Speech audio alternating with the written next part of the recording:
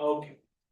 Okay guys, तो आवाज आ रही है आप सभी को? Yes. Sharvil, Shrihari, Shubham. Yes guys, and screen visible है? Yes. Sharvil, yes sir. Yes sir. Shubham. Okay. Okay guys, तो देखिए काफी सारे स्टूडेंट्स अभी तक अब्सेंट है, बट क्लास का टाइम ऑलरेडी हो चुका है।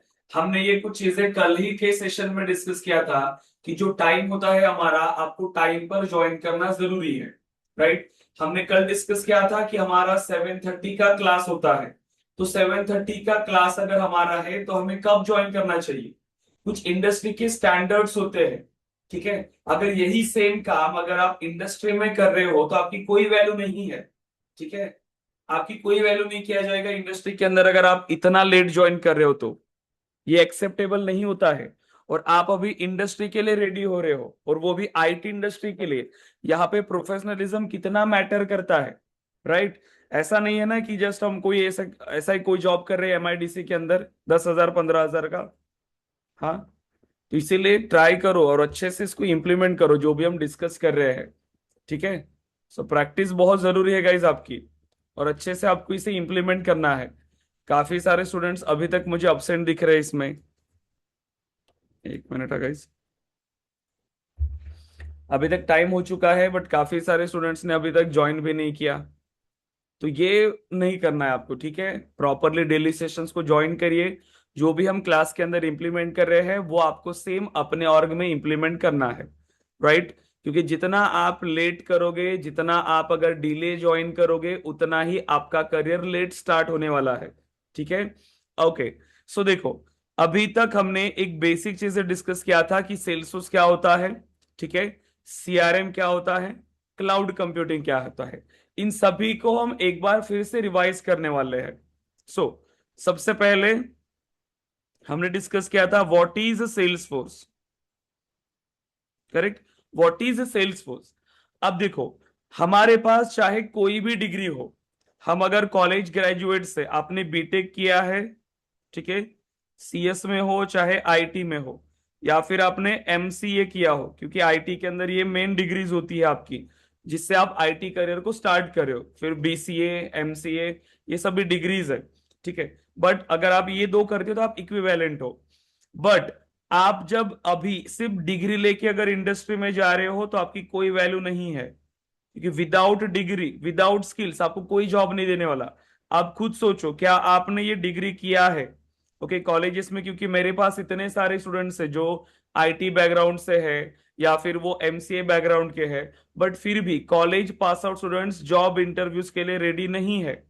करेक्ट। क्योंकि उन्होंने सिर्फ थ्योरी रीड करके अपने एग्जाम्स दिए हैं, उनको प्रैक्टिकल नॉलेज नहीं है। इंडस्ट्री में हायरिंग होती है पर्टिकुलर स्किल्स के लिए, एक पर्टिकुलर स्किल्स के लिए हायरिंग होती है। जैसे सेल्स फोर्स, ठीक है, आपको सेल्स फोर्स आना चाहिए, या पाइथन फुल स्टैक, कि आप पाइथन में एप्लीकेशंस बना रहे हो, आपको पाइथन पता है, जैंगो फ्रेमवर्क पता है, फ्रंट एंड बना पा रहे हो, बैक एंड बना पा रहे हो, डेटाबेस बना पा रहे हो, तब जाके आपकी वैल्यू है। अगेन, अगर आपने जावा सिलेक्ट किया है तो जावा में भी सेम वो सभी नॉलेज होना चाहिए। और इसमें काफी ज्यादा चीजें आपको सीखनी होती है अभी के टाइम पे।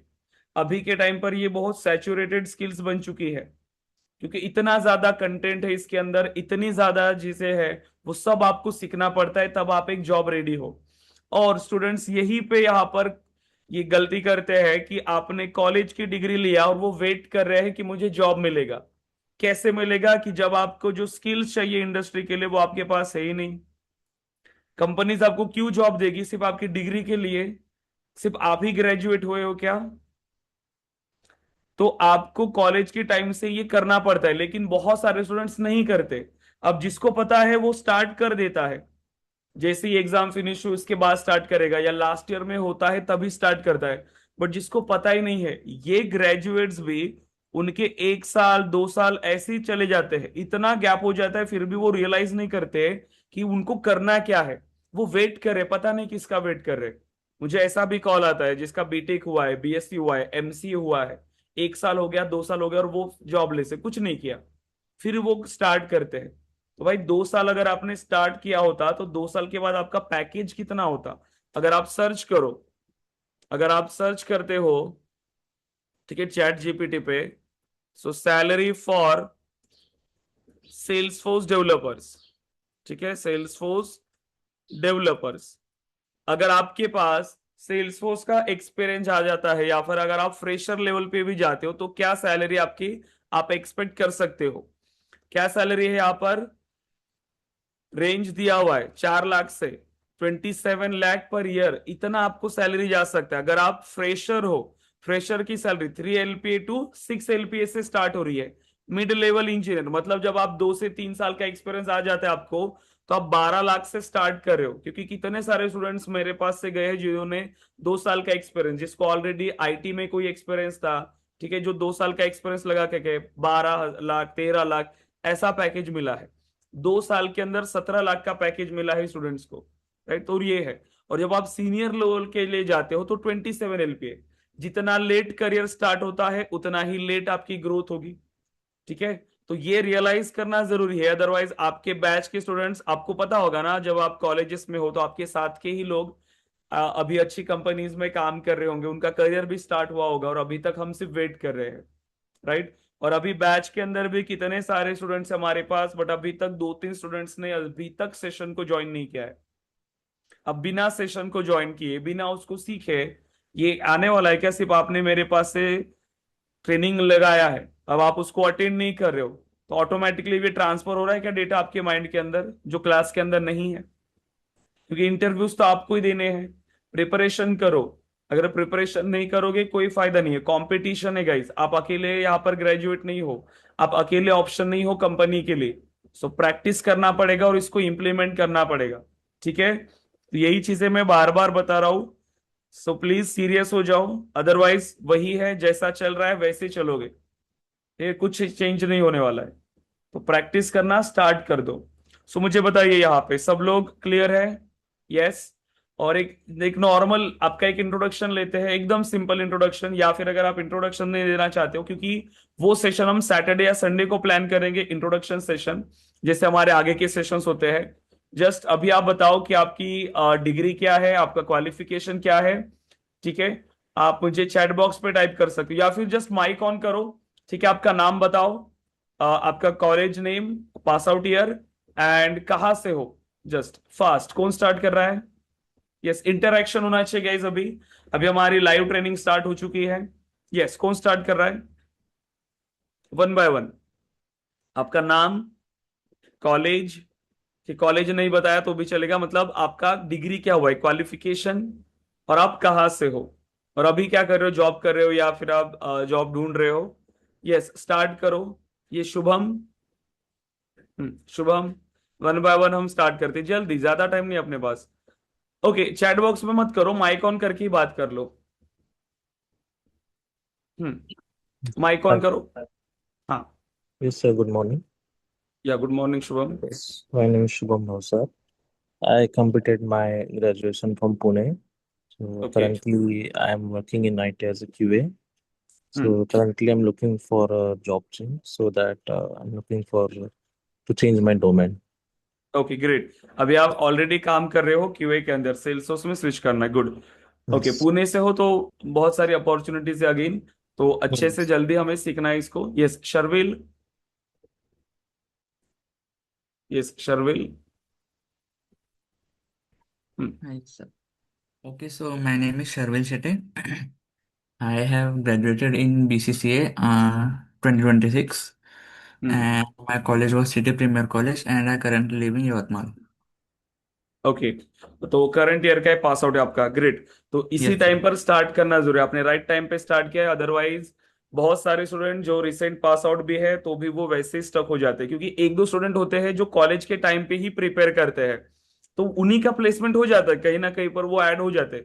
बिना स्किल्स के आप कहीं पर भी इंटरव्यू दो, पॉसिबल नहीं है सिलेक्शन, क्योंकि आपका जो इंटरव्यू होगा वो पर्टिकुलर स्किल्स के ऊपर होगा। और कॉलेजेस में हम उस लायक नहीं होते, जो क्वालिफिकेशन कॉलेजेस में हमें पढ़ाया जाता है उससे हम कोई भी इंटरव्यू क्लियर नहीं कर सकते। इसीलिए जरूरी है कि आपको एक ट्रेनिंग ज्वाइन करना चाहिए, वो स्किल्स लेना चाहिए, तब जाके आप कंपनीज के लिए रेडी होते हो, करेक्ट? और आपने राइट डिसीजन लिया है कि आपने टाइम पर ज्वाइन किया। आप देखना, 1 साल बाद आप काम कर रहे होंगे और आपके बैच में कई सारे स्टूडेंट्स आपको मिलेंगे जो अभी तक कुछ नहीं कर रहे हैं, ठीक है? तो बस अच्छे से इसको पढ़ाई करना है, okay? Great Sharvil. Yes, Okay, Shrihari. sir. Thank you. या श्रीहरि।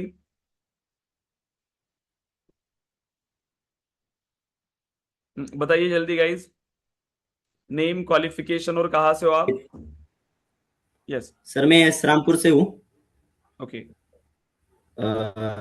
मैंने last year MCA degree complete की है। ओके, लास्ट ईयर किया है। हाँ लास्ट ईयर। ओके, और तब से अभी? सर मैं टीचर हूँ एक स्कूल में अब। अच्छा। टीचिंग का काम कर रहा हूँ। ओके, और अभी सेल्सफोर्स में स्विच होना चाहते हो? ओके, क्योंकि हमारा डिग्री अच्छा है यस एमसीए सर। का, तो ये सॉफ्टवेयर इंजीनियरिंग के लिए बहुत बेटर है, क्योंकि जब आप जाते हो इंटरव्यूज के लिए जल्दी शॉर्टलिस्ट होती है। ठीक है, जैसे ये सभी डिग्रीज, बीसीसीए हो चाहे बीसीए हो, एमसीए, ठीक है, मतलब बीसीसीए या बीसीए, ये जो बैचलर डिग्री है उसके बाद हम एमसीए करते हैं, तो आप मतलब बीटेक लेवल की कैटेगरी में आते हो। कंपनीज प्रिफर करती है अगेन, ठीक है, लेकिन सेम कि आप चाहे ग्रेजुएट हो या पोस्ट ग्रेजुएट, अगर आपके पास स्किल्स नहीं है तो सिर्फ डिग्री देख के आपको कोई भी कंपनी जॉब नहीं देती। ठीक है, तो वो इंपॉर्टेंट है कि यस आपने राइट टाइम पर स्टार्ट किया, तो इसको फोकस करो, जॉब के साथ भी अच्छे से इसको पढ़ाई करना पड़ेगा आपको। ठीक है। ओके, आपका जो है कौन सा डिस्ट्रिक्ट आता है ये आपका, Shreyari? Ahmednagar sir. Okay, Ahilyanagar. Ahmednagar. Okay. हाँ, यस, गौरव। हेलो गौरव। हाँ। I'm audible. Yes yes. My name is Gaurav Bansode. My qualification is MC 2026 batch. 2020 Dr. Devi Patil, College Pune. 26 2026. 22? 2026. 26 okay, batch. 26। Okay, इस एरिया में आप पास आउट हो गए हो, है ना? Yes, ठीक yes, है, sir. और ये तो देखो आप अच्छे कॉलेज में ऑन कैंपस प्लेसमेंट आता होगा वहां पर, राइट? Yes, sir. हाँ, तो उस टाइम पर ज्यादा प्रिपरेशन हमें चाहिए, क्योंकि जब हमारे पास ऑन कैंपस अपॉर्चुनिटीज आती है तो ये ज्यादा अच्छी अपॉर्चुनिटीज होती है हमारे पास कि हम उस टाइम पर रेडी रहे। ठीक है, अदरवाइज आपका एमसीए डिग्री है और पुणे साइड से हो तो जल्दी जॉब मिल जाते हैं हमारे पास, क्योंकि वहां पर वॉक इन्स के लिए आप काफी सारे जगह पे जा सकते हो। राइट, तो इसको बस अच्छे से आपको स्टार्ट करना है, और पुणे में तो सेल्स के लिए बहुत सारी कंपनीज है। राइट। Yes, हाँ, sir. Yes, Pratap. Pratap. Yes, sir. Sir, हाँ, yes. my name is Pratap Kunjir, and I have recently completed my MCA degree in uh, Pyron's IBM College in Loni, and I am recently passed out, sir. Okay, ठीक है, so great. अभी आपने ये अच्छा decision लिया है guys कि आपने राइट टाइम पे स्टार्ट किया, क्योंकि आपकी रिज्यूमे जल्दी शॉर्टलिस्ट होती है। जैसे आप रिसेंट पास आउट हो, सेम अगेन आईटी बैकग्राउंड से हो और फ्रेशर हो, तो आपकी रिज्यूमे जल्दी शॉर्टलिस्ट होती है। ठीक है, तो बस वही है कि जल्दी से हमें इसको सीखना है, अच्छे से स्किल्स को इंप्रूव करना है, सभी को अच्छे से टाइम टेबल बनाना है। ये पल्लवी, जस्ट एक नॉर्मल इंट्रोडक्शन देना है आपको कि आपका नाम, आपका क्वालिफिकेशन एंड करंटली अभी आप क्या कर रहे हो। ठीक है, एंड आपका city name. Yes. Name's Pallavi. Yes. Yeah, Pallavi. I'm from Pune. I did my B in IT, and now I'm working as a web developer. Web developer, okay. So आपको भी जल्दी अपनी स्किल्स को improve करना पड़ेगा। ठीक है, web development में अभी और क्या क्या फ्रेमवर्क्स आते हैं आपको? Like now only HTML, CSS, and JavaScript. जल्दी जल्दी जल्दी इसको आपको स्टार्ट करना है, नई टेक्नोलॉजी अच्छे से सीख लो। ठीक है, क्योंकि Yeah. करंट मार्केट में अगर आपको सिर्फ HTML, बेसिक HTML, CSS और जावास्क्रिप्ट का नॉलेज है, तो ये करंट मार्केट ट्रेंड के हिसाब से बहुत कम है। ठीक है, सो आपको फ्रेमवर्क सीखने पड़ेंगे अच्छे से, और सेल्सफोर्स में ये आपको हेल्प करेगा। HTML, CSS, जावास्क्रिप्ट आपको आता है, क्योंकि यहाँ पर भी हमें वो सीखना पड़ता है। ठीक है, ओके गाइस, सो सभी को अच्छे से इसको स्टार्ट करना है। ठीक है, आप सभी का क्वालिफिकेशन काफी अच्छा है गाइस, राइट? तो आपका प्लेसमेंट इजी हो जाता है जब आपको ये सारे क्वालिफिकेशंस है। बस वही है कि स्किल्स आपके पास होना चाहिए, क्योंकि ये जो आपका क्वालिफिकेशंस है, सो मेरे कांटेक्ट में भी जो लोग हैं, जब मैं आपका रिज्यूमे फॉरवर्ड करूंगा तो चांसेस है कि आपकी रिज्यूमे जल्दी शॉर्टलिस्ट होगी, क्योंकि जब हम रिज्यूमे सेंड करते हैं तो वो क्वालिफिकेशन के बेस पे रिज्यूमे शॉर्टलिस्ट करते हैं, आपकी स्किल्स के बेस पे रिज्यूमे शॉर्टलिस्ट करते हैं, आपके रिज्यूमेस में क्या है। राइट, तो ये आपके लिए ज्यादा अपॉर्चुनिटीज है। तो सबसे इंपॉर्टेंट अभी बात करते हैं गाइस, देखो सेल्सफोर्स के अंदर हमने क्या समझा हमारे पास मल्टीपल टेक्नोलॉजीज का ऑप्शन है, हमने सिलेक्ट किया है सेल्सफोर्स एज अ करियर। क्यों, वाई सेल्सफोर्स?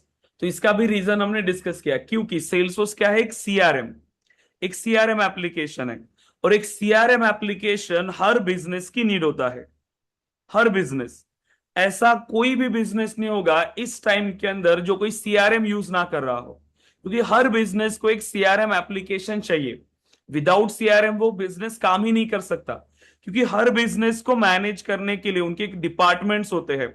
उनका सेल्स डिपार्टमेंट है, करेक्ट, मार्केटिंग डिपार्टमेंट है, सपोर्ट डिपार्टमेंट है। तो ये सभी बिजनेस प्रोसेसेस कैसे वर्क होंगी, उनका डेटा कहाँ होगा, तो वो सभी डेटा एक प्लेस पे रखते हैं, वो होता है हमारा सीआरएम।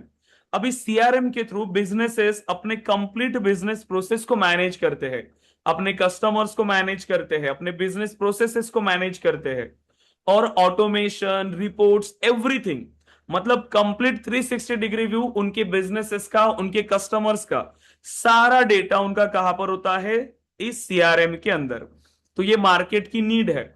अब आप मुझे बताओ, जब मार्केट में इतने सारे बिजनेसेस है एक कैटेगरी में, अब आप एक बिजनेस कैटेगरी निकालो, उस एक बिजनेस कैटेगरी में कितने सारे लोग हैं जो काम कर रहे हैं। जैसे सिर्फ टेलीकॉम कंपनी का एग्जांपल लो, कितनी सारे टेलीकॉम कंपनीज है, कार मैन्युफैक्चरिंग कितनी सारी है, बैंक कितनी सारी है, इंश्योरेंस कंपनीज कितनी सारी है। हर किसी को अपने डेटा को मैनेज करने के लिए एक सीआरएम की जरूरत पड़ती है। अब अगर वो सीआरएम यूज कर रहे हैं अभी के टाइम पर, कौन सी टेक्नोलॉजीज वो यूज करना चाहेंगे, क्लाउड बेस्ड टेक्नोलॉजी। सॉफ्टवेयर को मैनेज करने के लिए फिजिकल लोकेशन पर उतना सारा इंफ्रास्ट्रक्चर ना मैनेज करना पड़े, इसीलिए वो एक क्लाउड सॉफ्टवेयर यूज करते हैं, राइट, क्लाउड सॉफ्टवेयर। तो सेल्सफोर्स क्या है, अगेन एक सास प्रोडक्ट है, करेक्ट, एक सास प्रोडक्ट है, सॉफ्टवेयर एज अ सर्विस। मतलब विदाउट एनी इंस्टॉलेशंस कंपनीज अपने बिजनेस को मैनेज कर सकते हैं इस सेल्सफोर्स के थ्रू। इसीलिए मार्केट में सबसे ज्यादा जो सीआरएम चलता है वो है सेल्सफोर्स सीआरएम, करेक्ट। अब अगर कंपनीज सेल्सफोर्स सीआरएम यूज करेंगी तो इसे डेवलप करने के लिए किसकी जरूरत पड़ेगी, सेल्सफोर्स डेवलपर्स की, करेक्ट, सेल्सफोर्स डेवलपर्स। अभी इसीलिए मार्केट में इतनी ज्यादा नीड है सेल्सफोर्स डेवलपर्स की। इतनी बड़ी कंपनीज है, आप अभी के टाइम पर आप देखो कितनी ज्यादा कंपनीज है ना, हर एक कंपनी अपने पास सेल्सफोर्स डेवलपर्स की टीम रखती है। हर एक कंपनी के पास सेल्सफोर्स डेवलपर्स की टीम है, वहां पर सेल्सफोर्स डेवलपमेंट हो रहा है। क्यों, अभी के टाइम पर कितनी भी बड़ी कंपनीज हो, वो ज्यादा इन्वेस्ट कर रही है सेल्सफोर्स पे, वो डेवलपर्स हायर करे, क्योंकि जो क्लाइंट्स मिलते हैं ना यहाँ पे जो क्लाइंट्स मिलते हैं वो हाई पेइंग क्लाइंट्स होते हैं। अगर कोई आईटी कंपनी है, ठीक है, मेरी अगर कोई आईटी कंपनी है, अगर मैं सिर्फ वेब डेवलपमेंट का प्रोजेक्ट कर रहा हूं, वेब डेवलपमेंट, तो ये शॉर्ट प्रोजेक्ट होता है, मतलब 1 महीने में, 2 महीने में, या अगर थोड़ा बड़ा प्रोजेक्ट है तो मैं उसको 6 महीने में कंप्लीट करके दे दूंगा क्लाइंट को, 6 महीने में कंप्लीट करके दे दूंगा। लेकिन इससे जो पेमेंट आएगा क्लाइंट से वो बहुत कम होता है। जैसे मैं ऐप बना रहा हूं, अगेन कम। लेकिन जब आप एक इंटरप्राइज लेवल का एप्लीकेशन बना रहे हो आप क्लाइंट के लिए, आप ये सेल्सफोर्स अगर आप बना रहे हो एक सीआरएम एप्लीकेशन, मतलब उनकी कंप्लीट बिजनेस प्रोसेस के लिए आप एक एप्लीकेशन डेवलप कर रहे हो, और ये जो क्लाइंट्स होते हैं जो सेल्सफोर्स यूज कर रहे हैं एज ए सीआरएम प्रोडक्ट, तो वो क्लाइंट्स कितने बड़े हैं, मतलब एक ऐसी कंपनी जैसे कोई बैंक है, ठीक है, कोई बैंक है, बड़ी कंपनी, करेक्ट, अगेन जैसे कोई एक बड़ी कंपनी, इंश्योरेंस कंपनी है, करेक्ट। ऐसी बड़ी ब्रांड्स, बड़ी कंपनीज ही सेल्सफोर्स का यूज करती है। अब आप गूगल पे टाइप करो, ठीक है, सो कंपनीज, ठीक है, आपको पता चलेगा। सो कंपनीज यूजिंग सीआरएम, सो कंपनीज यूजिंग सेल्सफोर्स, ठीक है। अब देखो कितनी सारी कंपनीज है, कितनी सारी बड़ी बड़ी कंपनीज जो ये सेल्सफोर्स सीआरएम यूज कर रही है। अब ये तो जस्ट एक बेसिक लिस्ट है, अगर आप यहां पर ट्राई करोगे तो आपको बहुत सारी चीजें पता चलेंगी कि कितनी सारी कंपनीज है, छोटे से लेकर बहुत बड़े लेवल तक की companies as a CRM product आप क्या करते हो, सेल्सफोर्स का वो यूज करते हैं। तो हम ऐसे अगेन बोल सकते हैं, so list of companies using Salesforce as a CRM, ठीक है। अब देखो, अब जैसे हमने यहां पर ऐड किया, कितनी सारी कंपनीज है। Amazon खुद सेल्सफोर्स का यूज करती है, American express, Walmart, IBM। So same अपने बिजनेस को मैनेज करने के लिए, करेक्ट। तो ये सारी कंपनीज क्या कर रही है, सेल्सफोर्स का यूज करती है, राइट। देन अब ऐसी कंपनीज की लिस्ट निकालो जो क्या कर रही है, सेल्सफोर्स पे काम करती है, राइट। तो कितनी सारी कंपनीज आपको मिलेंगी, राइट। सो कंपनीज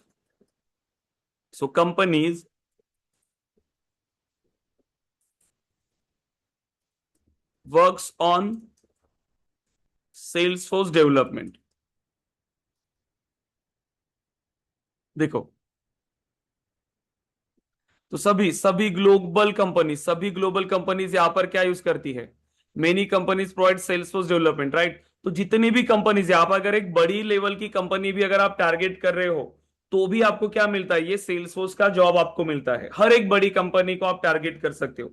तो इतनी ज्यादा जॉब अपॉर्चुनिटीज है, अगर आप आगे जाओगे तो बहुत सारी कंपनीज आपको मिलेंगी, ठीक है। छोटी कंपनीज, बड़ी कंपनीज, कुछ ऐसी कंपनीज भी है जो सिर्फ एक टेक्नोलॉजी पे काम कर रही है, सिर्फ सेल्सफोर्स पे। और ये सेल्सफोर्स ही ऐसा है जो पूरे के पूरे उस कंपनी को मैनेज कर सकता है, क्योंकि पेइंग क्लाइंट्स होते हैं ये जो क्लाइंट्स होते हैं ना, ये हाई पेइंग क्लाइंट्स होते हैं, हाई पेइंग। क्योंकि जो यूज करने वाले हैं सेल्सफोर्स, वो कोई एक छोटा ब्रांड नहीं हो सकता, एक छोटी कंपनी नहीं हो सकती। जैसे कि अगर मेरा एक छोटा सा ट्रेनिंग इंस्टीट्यूट है, तो मैं अपने बिजनेस को मैनेज करने के लिए सेल्सफोर्स को यूज नहीं करूंगा, क्योंकि ये कॉस्टली है। सेल्सफोर्स क्या है, होता है कॉस्टली। तो जो यूज करते हैं ना लोग, उनका एक बहुत बड़ा बिजनेस होता है, जैसे कोई बैंक हो गया, या कोई कार कंपनी हो गई, या कोई मोबाइल कंपनी हो गई, राइट। बहुत बहुत बड़ा ब्रांड हो गया, वो लोग सेल्सफोर्स का यूज करते हैं, ठीक है। स्विगी, जोमेटो, ऐसे ब्रांड्स, तो उनको ज्यादा नीड होती है, क्योंकि उनका कस्टमर बेस बहुत बड़ा होता है। और आप खुद सोचो कि ऐसी कंपनीज उसको अपने एप्लीकेशन को डेवलप करने के लिए उन कंपनीज को कितना चार्ज कर रही होंगी। बहुत सारी ऐसी कंपनी जो सिर्फ सेल्सफोर्स पे काम कर रही है, सिर्फ सेल्सफोर्स डेवलपमेंट में, क्योंकि यही वो एक टेक्नोलॉजी है जो उतना ज्यादा रेवेन्यू उनको जनरेट करके देता है। और इतना ज्यादा जब इन क्लाइंट से कंपनीज को मिल रहा है, इसीलिए सेल्सफोर्स डेवलपर्स की सैलरी भी ज्यादा होती है, ठीक है। इसीलिए सेल्सफोर्स डेवलपर की सैलरी ज्यादा होती है, राइट। तो इसीलिए आपको इसको प्रॉपरली सीखना है। लेकिन किसकी यहां पर मार्केट में नीड होती है, किसकी डिमांड होती है हमेशा, स्किल्ड डेवलपर्स की। किनकी, स्किल्ड डेवलपर्स। ऐसा नहीं कि मैंने जस्ट बेसिक नॉलेज ले लिया और मैं ट्राई कर रहा हूं कंपनीज में, नहीं। आपको एक स्किल्ड डेवलपर बनना पड़ेगा, आपको प्रैक्टिस करना पड़ेगा, उसको इंप्लीमेंट करना पड़ेगा। सिर्फ ट्रेनिंग ज्वाइन किया और हम प्रैक्टिस नहीं कर रहे हैं तो हमारे पास वो स्किल्स आने वाली है क्या, नहीं। हमें प्रैक्टिस करना पड़ेगा। मैंने लास्ट सेशन में आपको बताया था कि आपको टाइम टेबल बनाना है। कितने लोगों ने बना लिया आप टाइम टेबल, बताओ कितने लोगों ने बना लिया टाइम टेबल, कि यस कि आपकी ये जर्नी क्या होने वाली है, कैसे आप उसको स्टार्ट कर रहे हो, डेली कितना टाइम आप प्रिपेयर कर रहे हो, किस टाइम पर आप प्रिपेयर कर रहे हो। टाइम टेबल बना लिया क्या।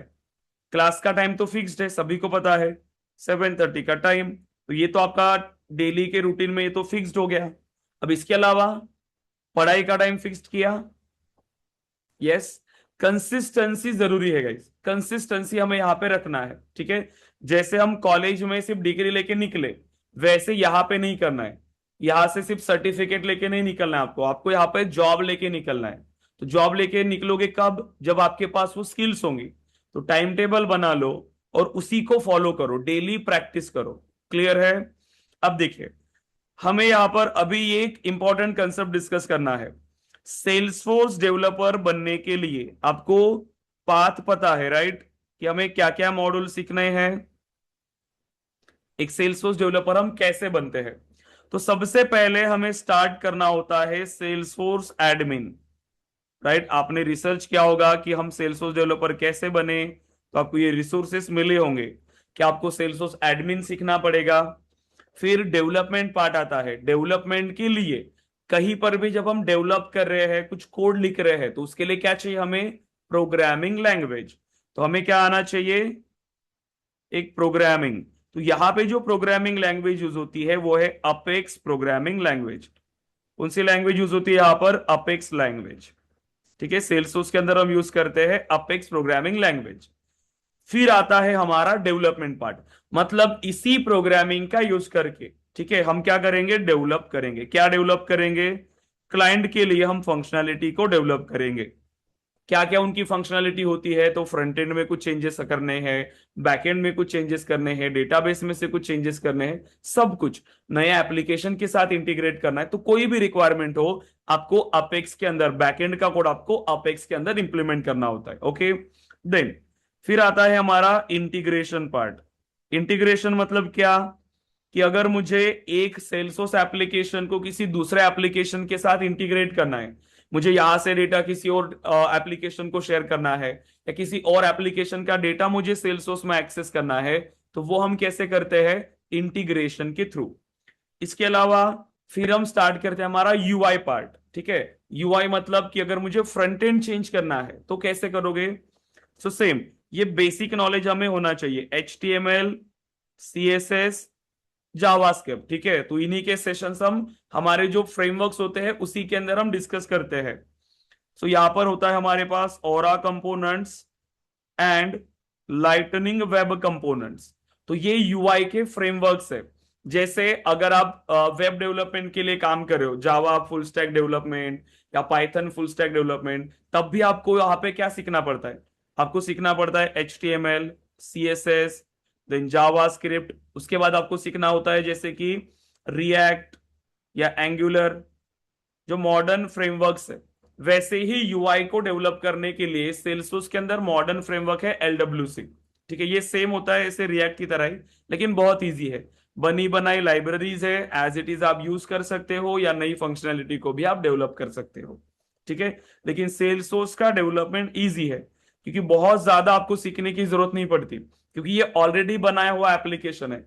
ऐसा नहीं कि फ्रंट एंड बनाया फिर उसको डेटाबेस के साथ कनेक्ट किया, बैक एंड के साथ कनेक्ट किया, नहीं, ऑलरेडी एक बनाया हुआ एप्लीकेशन है, उसी में आप चेंजेस करो, इसी में आप चेंजेस करो, इसीलिए ये इजी है।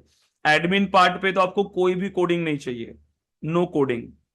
ये जो एडमिन पार्ट है, एडमिन में हमें कोडिंग नहीं चाहिए, क्योंकि वो सिर्फ टूल्स है, टूल्स को कॉन्फ़िगर करना है क्लाइंट की रिक्वायरमेंट के हिसाब से और उसको इंप्लीमेंट करना है। बट जो काम हमारा पॉसिबल नहीं है विदाउट कोडिंग, उसके लिए हम क्या करते हैं, कोड लिखते हैं। तो हमें डेवलपमेंट आना चाहिए। ठीक है, ओरा सीखेंगे, LWC सीखेंगे, तो ये सारी चीजें हमें यहाँ पर कवर करनी है। यहाँ पर एक टूल होता है, अगेन एक ऐप बिल्डर टूल। ठीक है, एक ऐप बिल्डर टूल यहाँ पर हमें कवर करना है। ठीक है, अब देखो, अब इतनी सारी चीजें सीखना है, सबसे इंपॉर्टेंट क्या लगता है आपको इसमें से, सबसे इंपॉर्टेंट आपका जो ये कंप्लीट डेवलपमेंट पार्ट है ना, ये कंप्लीट डेवलपमेंट पार्ट, डेवलपमेंट हो गया, इंटीग्रेशन हो गया, इनके लिए भी बैकएंड जो होता है ना, जैसे सर्वर साइड कंट्रोलर, यूआई के लिए भी हमें सर्वर साइड कंट्रोलर चाहिए होता है, सर्वर साइड कंट्रोलर। और ये बैकएंड का कंप्लीट कोड, ये जो कंप्लीट बैकएंड का जो कोड होता है हमारा, जैसे हम ट्रिगर बनाते हैं, राइट, असिंक्रोनस अपेक्स हम इंप्लीमेंट करेंगे, टेस्ट क्लासेस हम बनाएंगे, ओके, या फिर हम इंटीग्रेशन के लिए इसको यूज करेंगे, तो हमें एक प्रोग्रामिंग लैंग्वेज चाहिए, हमें एक प्रोग्रामिंग लैंग्वेज चाहिए। जो कौन सी प्रोग्रामिंग लैंग्वेज हमारी, अपेक्स प्रोग्रामिंग, अपेक्स प्रोग्रामिंग। तो इन सभी के लिए हमें कौन सी प्रोग्रामिंग चाहिए, अपेक्स प्रोग्रामिंग। तो अपेक्स प्रोग्रामिंग कितना इंपॉर्टेंट हो गया, फिर सबसे ज्यादा जो आपका मेन पार्ट होता है वो होता है programming. As a software engineer आपके फंडामेंटल्स क्लियर होने चाहिए, आपको प्रोग्रामिंग का नॉलेज अच्छा होना चाहिए, करेक्ट। सो प्रोग्रामिंग आप अच्छे से सीखना। ठीक है, अब आप क्या करोगे प्रोग्रामिंग आने के बाद, अब क्वेश्चन ये है कि मुझे तो ये सारी चीजें सीखना है, अभी हम क्या डिस्कस कर रहे हैं कि आप इस प्रोग्रामिंग में कितने स्ट्रांग हो, मुझे ये बताओ कि आपको एकदम जीरो से, अगर आपको एकदम जीरो से आपको स्टार्ट करना है, मतलब आपको कोई आइडिया नहीं है, या आपको थोड़ा बहुत प्रोग्रामिंग का आइडिया है, कि आप बिगिनर लेवल पे नहीं हो, आप इंटरमीडिएट लेवल पे अभी आ चुके हो। ठीक है, एकदम बिगिनर किसको बोल सकते हैं, जिसको कोई नॉलेज नहीं, जैसे वो नॉन IT बैकग्राउंड का है, उसने कोडिंग नहीं किया अभी तक। ठीक है, ऐसा नहीं है कि नॉन IT बैकग्राउंड का ही नॉलेज जीरो हो सकता है, जैसे मैं, अगर कोई IT से रिलेटेड भी है तो भी अगर कॉलेजेस में कोडिंग नहीं किया तो भी आपको जीरो से इसको स्टार्ट करना पड़ता है। कॉलेज कैंपस में होते हैं, जैसे अपेक्स प्रोग्रामिंग वहां पर नहीं पढ़ाया जाता, लेकिन वहां पर C++, जावा, पाइथन, ये सभी लैंग्वेजेस आपने पढ़ा होगा, R लैंग्वेज आपने पढ़ा होगा, गो लैंग्वेज आपने पढ़ा होगा, C# आपने लैंग्वेज पढ़ा होगा। तो ये भी लैंग्वेजेस है, और एक प्रोग्रामिंग लैंग्वेज बस हमें अच्छे से आनी चाहिए, दूसरी प्रोग्रामिंग लैंग्वेज सीखना इजी होता है। ठीक है, क्योंकि जब भी आप स्टार्ट करो तो जो भी आपकी फर्स्ट प्रोग्रामिंग लैंग्वेज है उसको आप अच्छे से सीखो। जरूरी नहीं है कि आपको सी को ही स्टार्ट करना है या सी प्लस प्लस को ही स्टार्ट करना है या जावा को ही या पाइथन को ही, नहीं, कुछ भी सीखो, बेसिक से सीखो, एकदम जीरो से, क्योंकि फंडामेंटल जो है ना हर लैंग्वेज के सेम है। अगर हम अपेक्स में भी देखेंगे वही, जैसे कि कीवर्ड क्या है, वेरिएबल क्या है, ओके, डेटा टाइप क्या होता है, ऑपरेटर क्या होते हैं, क्लास क्या है, ऑब्जेक्ट क्या है, इफ क्या है, एल्स क्या है, सब कुछ वो सब इन सभी प्रोग्रामिंग लैंग्वेजेस में, वो सब जो मैंने अभी कहा हर प्रोग्रामिंग लैंग्वेजेस में है। बस क्या होता है कि हर प्रोग्रामिंग लैंग्वेज का सिंटैक्स अलग होता है, उसकी फंक्शनैलिटी अलग होती है, ठीक है, एक उसका पर्पस अलग होता है, लेकिन जो बेसिक फंडामेंटल्स है वो हर प्रोग्रामिंग लैंग्वेज के सेम है। तो कोई एक प्रोग्रामिंग लैंग्वेज आपको अच्छे से आनी चाहिए। अब सेल्सफोर्स के लिए तो हमें अपेक्स को आना चाहिए, ठीक है। तो आप मुझे बताओ कोई भी प्रोग्रामिंग लैंग्वेज में कि आप प्रोग्रामिंग में कितने स्ट्रांग हो, अपने आप को रेट करो गाइस, अपने आप को रेट करो, 5 में से आप रेट करो या फिर 10 में से आप रेट करो, 10 में से अपने आप को, ठीक है, 1 से लेकर 10 तक, कि आप अभी प्रोग्रामिंग में कहां पे हो, उस हिसाब से हम आगे की जर्नी अगेन प्लान करते हैं। चैट बॉक्स पे बस मुझे आप टाइप करो, आप अपने आप को कितना रेट करोगे प्रोग्रामिंग के अंदर, 1 2 चलेगा, कोई प्रॉब्लम नहीं है। यस, हाँ, ओके प्रताप, ये ओके, नो इश्यूज। हाँ, all students guys, all students programming में अपने आप को रेट करो, कोई दिक्कत नहीं है, मैं एक्सपेक्ट कर नहीं रहा हूं कि आपको नॉलेज आना चाहिए। Okay Shubham, great. Yes, all students, okay, Shrihari, Pallavi, okay, okay, Sharvil, okay, मतलब कुछ स्टूडेंट्स को तो नॉलेज है, ठीक है, थोड़ा बहुत नॉलेज है आपको, कि मतलब आप अभी एकदम बेसिक लेवल पे नहीं हो, कि अगर मैं कुछ टर्म्स ऐसे यूज कर रहा हूँ कि व्हाट इज प्रोग्राम, कीवर्ड क्या है, वेरिएबल क्या है, इफ स्टेटमेंट क्या है, तो आप थोड़े बहुत उसमें फैमिलियर हो, राइट। बाकी स्टूडेंट्स, प्रताप आपको उसका नॉलेज नहीं है, ठीक है। सो देखो, हम प्लान कैसे करना चाहते हैं आपके लिए, क्योंकि हम स्टार्ट करेंगे एकदम जीरो से, हम एकदम जीरो से स्टार्ट करेंगे, कि आपको एकदम बेसिक से हम पढ़ाएंगे कि आप कैसे इसको स्टार्ट करोगे, क्या क्या चीजें आपको आनी चाहिए, ठीक है, उसी लेवल से हम इसको स्टार्ट करेंगे, कि लैंग्वेज क्या है, प्रोग्रामिंग लैंग्वेज क्या है, वेरिएबल क्या होता है, डेटा टाइप क्या होता है, उस लेवल से हम स्टार्ट करेंगे, ठीक है। सो देखो, हम क्या चाहते हैं अभी, क्योंकि ये जो आपका एडमिन पार्ट है ना ये बहुत इजी है, एडमिन पार्ट जो है वो इजी है, ठीक है, ये इजी पार्ट है, मतलब इसमें कोई कोडिंग की आपको जरूरत नहीं है, सिर्फ कंसेप्ट समझो, टूल समझो, यहां क्लिक करना है फिर वहां से वो चीज होती है, ठीक है, वो टूल्स है, बस कंसेप्ट आपको अच्छे से वहां पर समझने चाहिए। लेकिन जब अपेक्स प्रोग्रामिंग हमारी स्टार्ट होती है, अपेक्स प्रोग्रामिंग, इसके बाद पूरे के पूरे आपके सेशंस प्रोग्रामिंग पे डिपेंडेंट है, पूरे के पूरे सेशंस, हर सेशन में हमें कोड करना है। तो इसमें थोड़ा सा प्रॉब्लम क्या होता है, जब कोई अगर एकदम बेसिक से स्टार्ट कर रहा है कोडिंग, तो क्या करता है, हम कोडिंग इसको यहां से स्टार्ट करते हैं, ठीक है, यहां से कोडिंग हमारी स्टार्ट हो गई, तो जिनको थोड़ा बहुत नॉलेज है तो वो जल्दी समझ जाते हैं, लेकिन जिनको नॉलेज नहीं है तो उनको टाइम लगता है सीखने के लिए, क्योंकि अगर मैंने आज सेशन लिया वेरिएबल डेटा टाइप, तो जिनको थोड़ा बहुत था वो थोड़ा जल्दी ये करेंगे, उनको समझ में आएगा। बट जो फर्स्ट टाइम सीख रहे हैं तो उनमें क्या होता है कि उनको प्रैक्टिस के लिए थोड़ा एक्स्ट्रा टाइम चाहिए होता है, करेक्ट, प्रैक्टिस के लिए उनको थोड़ा एक्स्ट्रा टाइम मिलना चाहिए, उसको रिवीजन के लिए टाइम मिलना चाहिए, क्योंकि अगर हम जल्दी जाएंगे तो वो आगे जाएंगे तो वो जो स्टूडेंट है वो पीछे रह जाएगा। इसीलिए हम मैक्सिमम टाइम यही फॉलो करते हैं। हम क्या करते, देखो, हम पहले एडमिन पार्ट को स्टार्ट नहीं करते, हम पहले एडमिन पार्ट को स्टार्ट नहीं करते, पहले हम स्टार्ट करते हैं अपेक्स प्रोग्रामिंग को, पहले क्या करते हैं, हम पहले स्टार्ट करते हैं अपेक्स प्रोग्रामिंग, और बहुत ज्यादा नहीं, मतलब स्टार्टिंग के कुछ सेशंस, मतलब 8 सेशन या 10 सेशंस, ठीक है, हम क्या करते हैं प्रोग्रामिंग को स्टार्ट करते हैं, 8 या 10 सेशंस, आप पहले प्रोग्रामिंग सीखते हो। प्रोग्रामिंग सीखने के बाद मतलब 1 वीक का टाइम पकड़ के चलो, बहुत ज्यादा भी टाइम नहीं, सिर्फ 1 वीक का टाइम, क्योंकि हम इसी सेशन को एक्सटेंड करेंगे 1 वीक में, जितना पॉसिबल होता है उतना, क्योंकि बहुत ज्यादा भी टाइम नहीं जाना चाहिए बैच के अंदर। सो 1 वीक हम पहले प्रोग्रामिंग के फंडामेंटल्स डिस्कस करेंगे।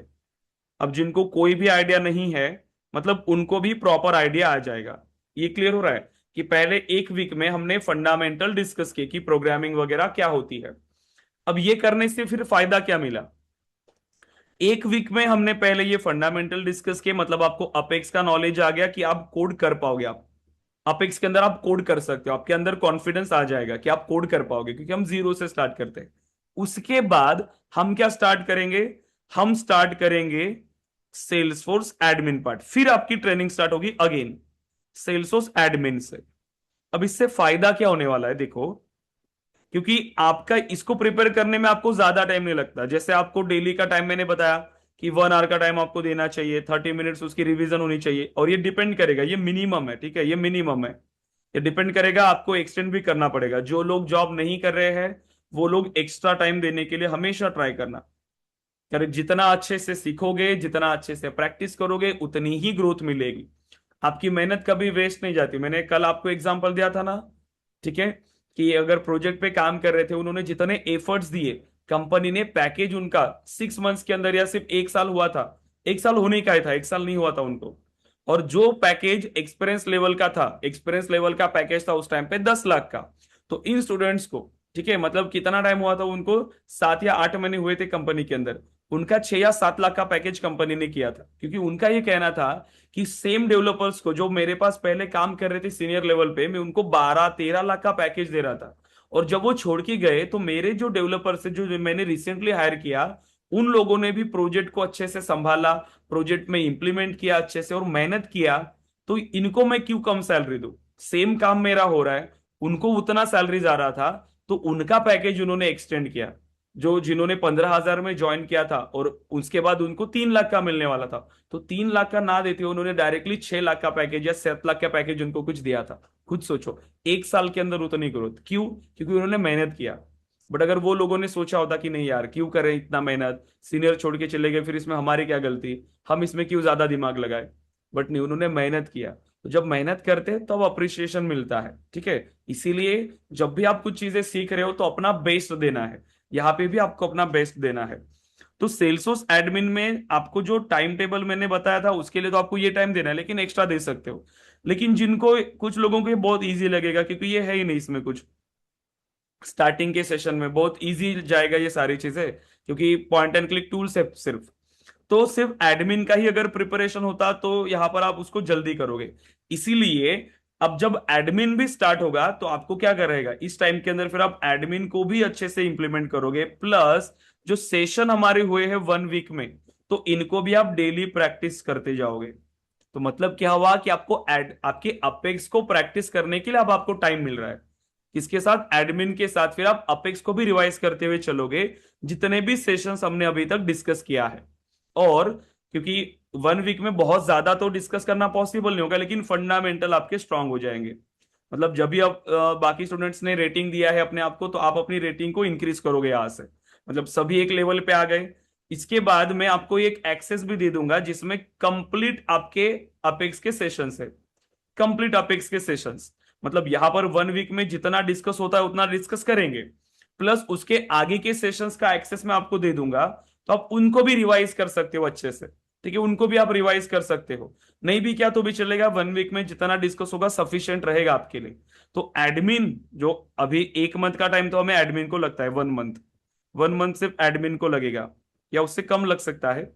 तो एडमिन के साथ, क्योंकि इसमें कम हमारे पास इंप्लीमेंटेशन है, इजी टास्क है, तो ये जल्दी हो जाती है। तो उसी के साथ एडमिन की प्रैक्टिस किया तो अपेक्स की भी प्रैक्टिस करोगे, तो आपको वो चीजें और अच्छे से टाइम मिलेगा उसको प्रिपेयर करने के लिए। फिर आपको लगेगा कि यस, मुझे कोडिंग के लिए अच्छे से टाइम मिला, फिर जाके हम इसको अगेन इसको स्टार्ट करेंगे डेवलपमेंट पार्ट पे वगैरह। तो आपका कोडिंग का नॉलेज आपके पास ऑलरेडी होगा, क्योंकि डायरेक्टली यहां से स्टार्ट करते ना तो आपको प्रिपरेशन के लिए उतना टाइम नहीं मिलता, क्योंकि हम आगे जा रहे हैं और आपको वो ज्यादा टाइम मिलता नहीं है प्रिपरेशन के लिए। और ये ऐसा नहीं है कि जो 1 वीक में फिर हमने डिस्कस किया तो वो यहाँ रिपीट नहीं होगा क्या, यस, वो अगेन यहाँ पे रिपीट होगा, सेम अगेन पहले सेशन से ही फिर से रिपीट होगा। करेक्ट, मतलब जो आपको ये 1 वीक का टाइम मिल रहा है वो एक्स्ट्रा बोनस आपको मिल रहा है, ठीक है, ये एक्स्ट्रा बोनस टाइम आपको मिल रहा है ताकि आप प्रिपेयर हो जाओ अच्छे से ट्रेनिंग के लिए। क्योंकि जब आपका अपेक्स प्रोग्रामिंग स्टार्ट होगा ना, तो उसके बाद आपका एक भी ऐसा दिन नहीं होगा जिस दिन आपने कोडिंग ना किया हो, क्योंकि डेली हमें प्रैक्टिस करना पड़ता है, ठीक है। सो प्रैक्टिस जरूरी है, अच्छे से इसको इंप्लीमेंट करेंगे और हम एक सेल्सफोर्स डेवलपर बनेंगे और अच्छा पैकेज भी हमें मिलेगा। यस, यहां तक क्लियर है क्या all students? Yes guys, clear है, समझ में आ गया सब कुछ? और क्या लगता है आपको कि ये प्लान आपके लिए वर्क करेगा अच्छे से? इसी प्लान से जाना चाहिए, हेल्प करेगा आपको? यस और नो बताओ। All students, Gaurav, Pallavi, yes, Shrihari, Sharvil, Pratap, right, Shubham, okay, yes yes, all students please, all student type करें। करेक्ट। ओके देन, सो अब देखो, अब हम इसको स्टार्ट करते हैं प्रोग्रामिंग को, ताकि आपको प्रोग्रामिंग का फंडामेंटल नॉलेज आ जाएगा। ठीक है, एडमिन तो इजी है, पॉइंटर टूल्स है, लेकिन एडमिन अपेक्स का हमें नॉलेज अच्छे से चाहिए। एकदम बेसिक से स्टार्ट करते हैं, ठीक है, बहुत बेसिक से। ठीक है, बताओ कंप्यूटर क्या है। प्रोग्रामिंग पे बात पे जाएंगे, कंप्यूटर क्या है, क्योंकि हम प्रोग्राम किसके लिए लिख रहे हैं, कंप्यूटर्स के लिए। क्या है कंप्यूटर? माइक ऑन करो, आंसर करो अच्छे से, क्योंकि मैक्सिमम लोगों का मुझे क्वालिफिकेशन पता चला है, सब लोग आईटी से ही हो। मैक्सिमम स्टूडेंट, बीसीसीए वाले स्टूडेंट ने भी कंप्यूटर्स रिलेटेड पढ़ा है, क्योंकि उनको भी इसके सब्जेक्ट ज्यादा होते हैं, कंप्यूटर्स के भी। यस, मतलब कोई नहीं है ऐसा हमारे पास जो नॉन आईटी बैकग्राउंड का है, सब लोग आईटी बैकग्राउंड से है। यस, बताओ गाइस। गौरव, पल्लवी, प्रताप, शर्विल, श्रीहरि, शुभम। और ऐसा एक्सपेक्ट नहीं करें हम लोग कि किसी से भी गाइस कि आपको परफेक्टली आना ही चाहिए। हम अच्छे से सीखेंगे प्रॉपरली, ठीक है, क्योंकि हमने सीखने के लिए कोर्स को ज्वाइन किया है। तो कोई आपको जज नहीं कर रहा है यहाँ पर, या कोई एक्सपेक्टेशंस नहीं है कि आपको वो ऑलरेडी नॉलेज होना चाहिए। हमें जीरो से ही स्टार्ट करना है, तो मैं ये मेरी रिस्पॉन्सिबिलिटी है कि मैं जीरो से स्टार्ट करूं। ठीक है, तो बहुत बेसिक से स्टार्ट करेंगे हम लोग, जो आपने कॉलेजेस में पढ़ा उससे भी अच्छा नॉलेज यहाँ पर आपको मिलने वाला है। यस, किसको जो भी नॉलेज है बताओ मुझे कंप्यूटर के बारे में, क्या होता है कंप्यूटर। कोई गूगल पे सर्च करके नहीं बताएगा, ठीक है। ऐसा नहीं कि गूगल पे जा रहे हो, वहां पे सर्च किया, पढ़ा और मुझे आंसर कर रहे हो। हम ऐसा करेंगे क्या कि और सब लोग मुझे बताओ अभी, कितने लोगों ने मोबाइल से ज्वाइन किया है, कितने लोगों ने मोबाइल से ज्वाइन किया है, कितने लोगों ने मोबाइल से ज्वाइन किया? ऐसा है कोई जिन्होंने मोबाइल से ज्वाइन किया है सेशन को, ऐसे लेटे हुए हैं मस्त आराम से बेड पे? कितने लोग हैं ऐसे, बताओ। कोई है ऐसा जिसने ऐसे मोबाइल से लेके ज्वाइन किया है, बेड पे लेट के ज्वाइन किया है, मस्त मूवी की तरह एंजॉय कर रहे हैं? ऐसा है क्या कोई? नहीं ना, बताओ, मुझे बताओ, मुझे पता होना चाहिए। जो नहीं है वो बताओ, जो है तो वो तो नहीं बताने वाले। जो नहीं है वो बताओ, जिनका नहीं आएगा चैट बॉक्स में मैसेज में समझ जाऊंगा कि वो तो वैसे ही सेशन अटेंड कर रहे हैं। Yes, all students chat box में बताओ मुझे आप। यस, ये जरूरी है कि आप किस तरीके से सेशन देख रहे हो, क्योंकि आपका कंसंट्रेशन अच्छे से होना चाहिए सेशन के ऊपर, कि हम कैसे बात कर रहे हैं, क्या हम इंप्लीमेंट कर रहे हैं। अदरवाइज ऐसे देख रहे हो फिर आपका ध्यान नहीं आ रहा, तो जो हमने डिस्कस किया वो आपको पता ही नहीं चलेगा। बताओ जल्दी, कोई नहीं है ना ऐसा? इस आईफोन गाइज कितनी बार बताएंगे क्यों आईफोन से ज्वाइन किया है? आपका नाम है ना अच्छे से, तो अपने नाम से ज्वाइन करो। से आईफोन शो करने से क्या होगा? यस गाइज, मोबाइल से नहीं ज्वाइन किया ना किसी ने भी, या सभी ने ज्वाइन किया? किसी का भी मुझे मैसेज नहीं है, सभी ने मोबाइल से ज्वाइन किया। मुझे बताओ क्या समझेगा आपको मोबाइल से? अगर आपने मोबाइल से ज्वाइन किया है तो क्या समझेगा आपको मोबाइल से? यस, सभी को लैपटॉप से ज्वाइन करना है। Okay, yes Sharvil, great. सभी को लैपटॉप से ज्वाइन करना है। सेशन को जब आप अटेंड कर रहे हो, एक डेस्क बना लो, एक सेटअप बना लो घर पे, ठीक है। एक टेबल ले लो अच्छा सा, एक चेयर लगा लो उसके सामने और एक लैपटॉप रखो, और वही आपकी जगह होनी चाहिए जहां पर आप डेली अभी पढ़ाई कर रहे हो। मैक्सिमम टाइम आपका वहां पर ही, आपकी उसी डेस्क पे ज्यादातर टाइम आपका स्पेंड होना चाहिए, ठीक है। अच्छे से एक सेटअप बना लो, नॉर्मल सा लैपटॉप रखो और वहीं पे आपका ज्यादातर प्रैक्टिस होना चाहिए। सेशन भी वही से, कोई भी ऐसे बेड पे लेट के या कहीं से भी चलते फिरते सेशन अटेंड नहीं करना। आप कोडिंग सीख रहे हो, एक प्रैक्टिकल ट्रेनिंग है ये, ठीक है। ऐसा नहीं है कि जस्ट थेरोटिकली कुछ मैं ज्ञान दे रहा हूं और बस वही है, ऐसा नहीं। प्रैक्टिस अच्छे से आपको करना है, ठीक है। सो कंप्यूटर होता क्या है, कौन मुझे बता पाएगा? सुनील, आपने काफी लेट ज्वाइन किया है, हमने क्या डिस्कस किया अभी तक आपको कोई आइडिया नहीं होगा। सुनील, प्लीज कल से सभी स्टूडेंट्स टाइम पर ज्वाइन करिएगा इस, ठीक है, टाइम से ज्वाइन करिए। यस गाइस, कौन बता पाएगा व्हाट इज कंप्यूटर? कंप्यूटर क्या है? कंप्यूटर क्या है? यस, शर्विल बताइए। शर्विल, हाँ। Programmable electronic device. ओके, एक इलेक्ट्रॉनिक डिवाइस है, सिंपल। हमें इतना तो पता है कि कंप्यूटर क्या गाइस, एक इलेक्ट्रॉनिक डिवाइस है जो क्या करता है, हमसे इनपुट लेता है। हम क्या करते हैं, कंप्यूटर्स में इनपुट देते हैं, उसके बाद कंप्यूटर क्या करता है, उसे प्रोसेस करता है और हमें आउटपुट रिटर्न करता है। सिंपल, कंप्यूटर का वर्किंग बहुत सिंपल है। क्या है एक, कंप्यूटर को हम क्या देते हैं, इनपुट देते हैं, राइट। कंप्यूटर को हम देते हैं इनपुट, कंप्यूटर उस इनपुट को क्या करता है, प्रोसेस करता है। अगर उसको जरूरत है तो वो उस डेटा को अगेन स्टोर करता है, करेक्ट। कंप्यूटर उस डेटा को स्टोर करता है। उसके बाद क्या मिलता है हमें? आउटपुट। उसके बाद हमें मिलता है आउटपुट। करेक्ट। आप क्या कर रहे हो? डेटा इनपुट कर रहे हो। आप क्या इनपुट कर रहे हो? डेटा। हमें आउटपुट में क्या मिल रहा है? इंफॉर्मेशन, मतलब मीनिंगफुल इंफॉर्मेशन, एक प्रॉपर इंफॉर्मेशन हमें मिल रही है। कंप्यूटर का वर्किंग सिंपल है, वो इनपुट ले रहा है और उसको वो प्रोसेस कर रहा है। बैकग्राउंड में कुछ एक्टिविटीज हो रही है उसके अंदर। मैंने यहां पर कंट्रोल पी किया और प्रिंट की कमांड दिया, तो मुझे वहां से कुछ चीजें मिली। क्या मिली? मुझे आउटपुट मिला वहां पर। कहां पे? प्रिंटर पे। मैंने यहां पर एक सॉन्ग प्ले किया, मैंने प्ले बटन पे क्लिक किया। जब मैं प्ले बटन पे क्लिक कर रहा हूं, मतलब क्या हो रहा है कि मैंने उसको कुछ डेटा दिया, अंदर कुछ यहां पर क्या होता है? इंस्ट्रक्शंस उसको परफॉर्म करनी होती है, क्योंकि वो प्रोसेस कर रहा है डेटा को। तो डेटा को प्रोसेस किया मैंने, जैसे इनपुट दिया वो डेटा को प्रोसेस कर रहा है। प्रोसेस करके मुझे उसने आउटपुट दिया। करेक्ट है। ऐसे ही ये कंप्यूटर वर्क करता है। बट वो इंटरनली कैसे वर्क कर रहा है? वो इंटरनली जो भी आप इनपुट कर रहे हो उसको प्रोसेस कैसे कर रहा है? मेन टास्क क्या है उसका? प्रोसेसिंग। वो प्रोसेसिंग कर रहा है। राइट। तो मेन फंक्शनिंग यही होती है कंप्यूटर की, इनपुट, प्रोसेस, स्टोर, आउटपुट। लेकिन ये जो प्रोसेस करता है, ये कंप्यूटर जब उस डेटा को प्रोसेस करता है, तो ये प्रोसेस करता कैसे है? उसको कैसे पता चला कि उसको क्या काम करना है? मैंने प्ले के बटन पे क्लिक किया तो उसने सॉन्ग प्ले करके दिया। मैंने प्रिंट पे कमांड दिया तो उसने प्रिंट निकाली। तो उसको कैसे पता चला?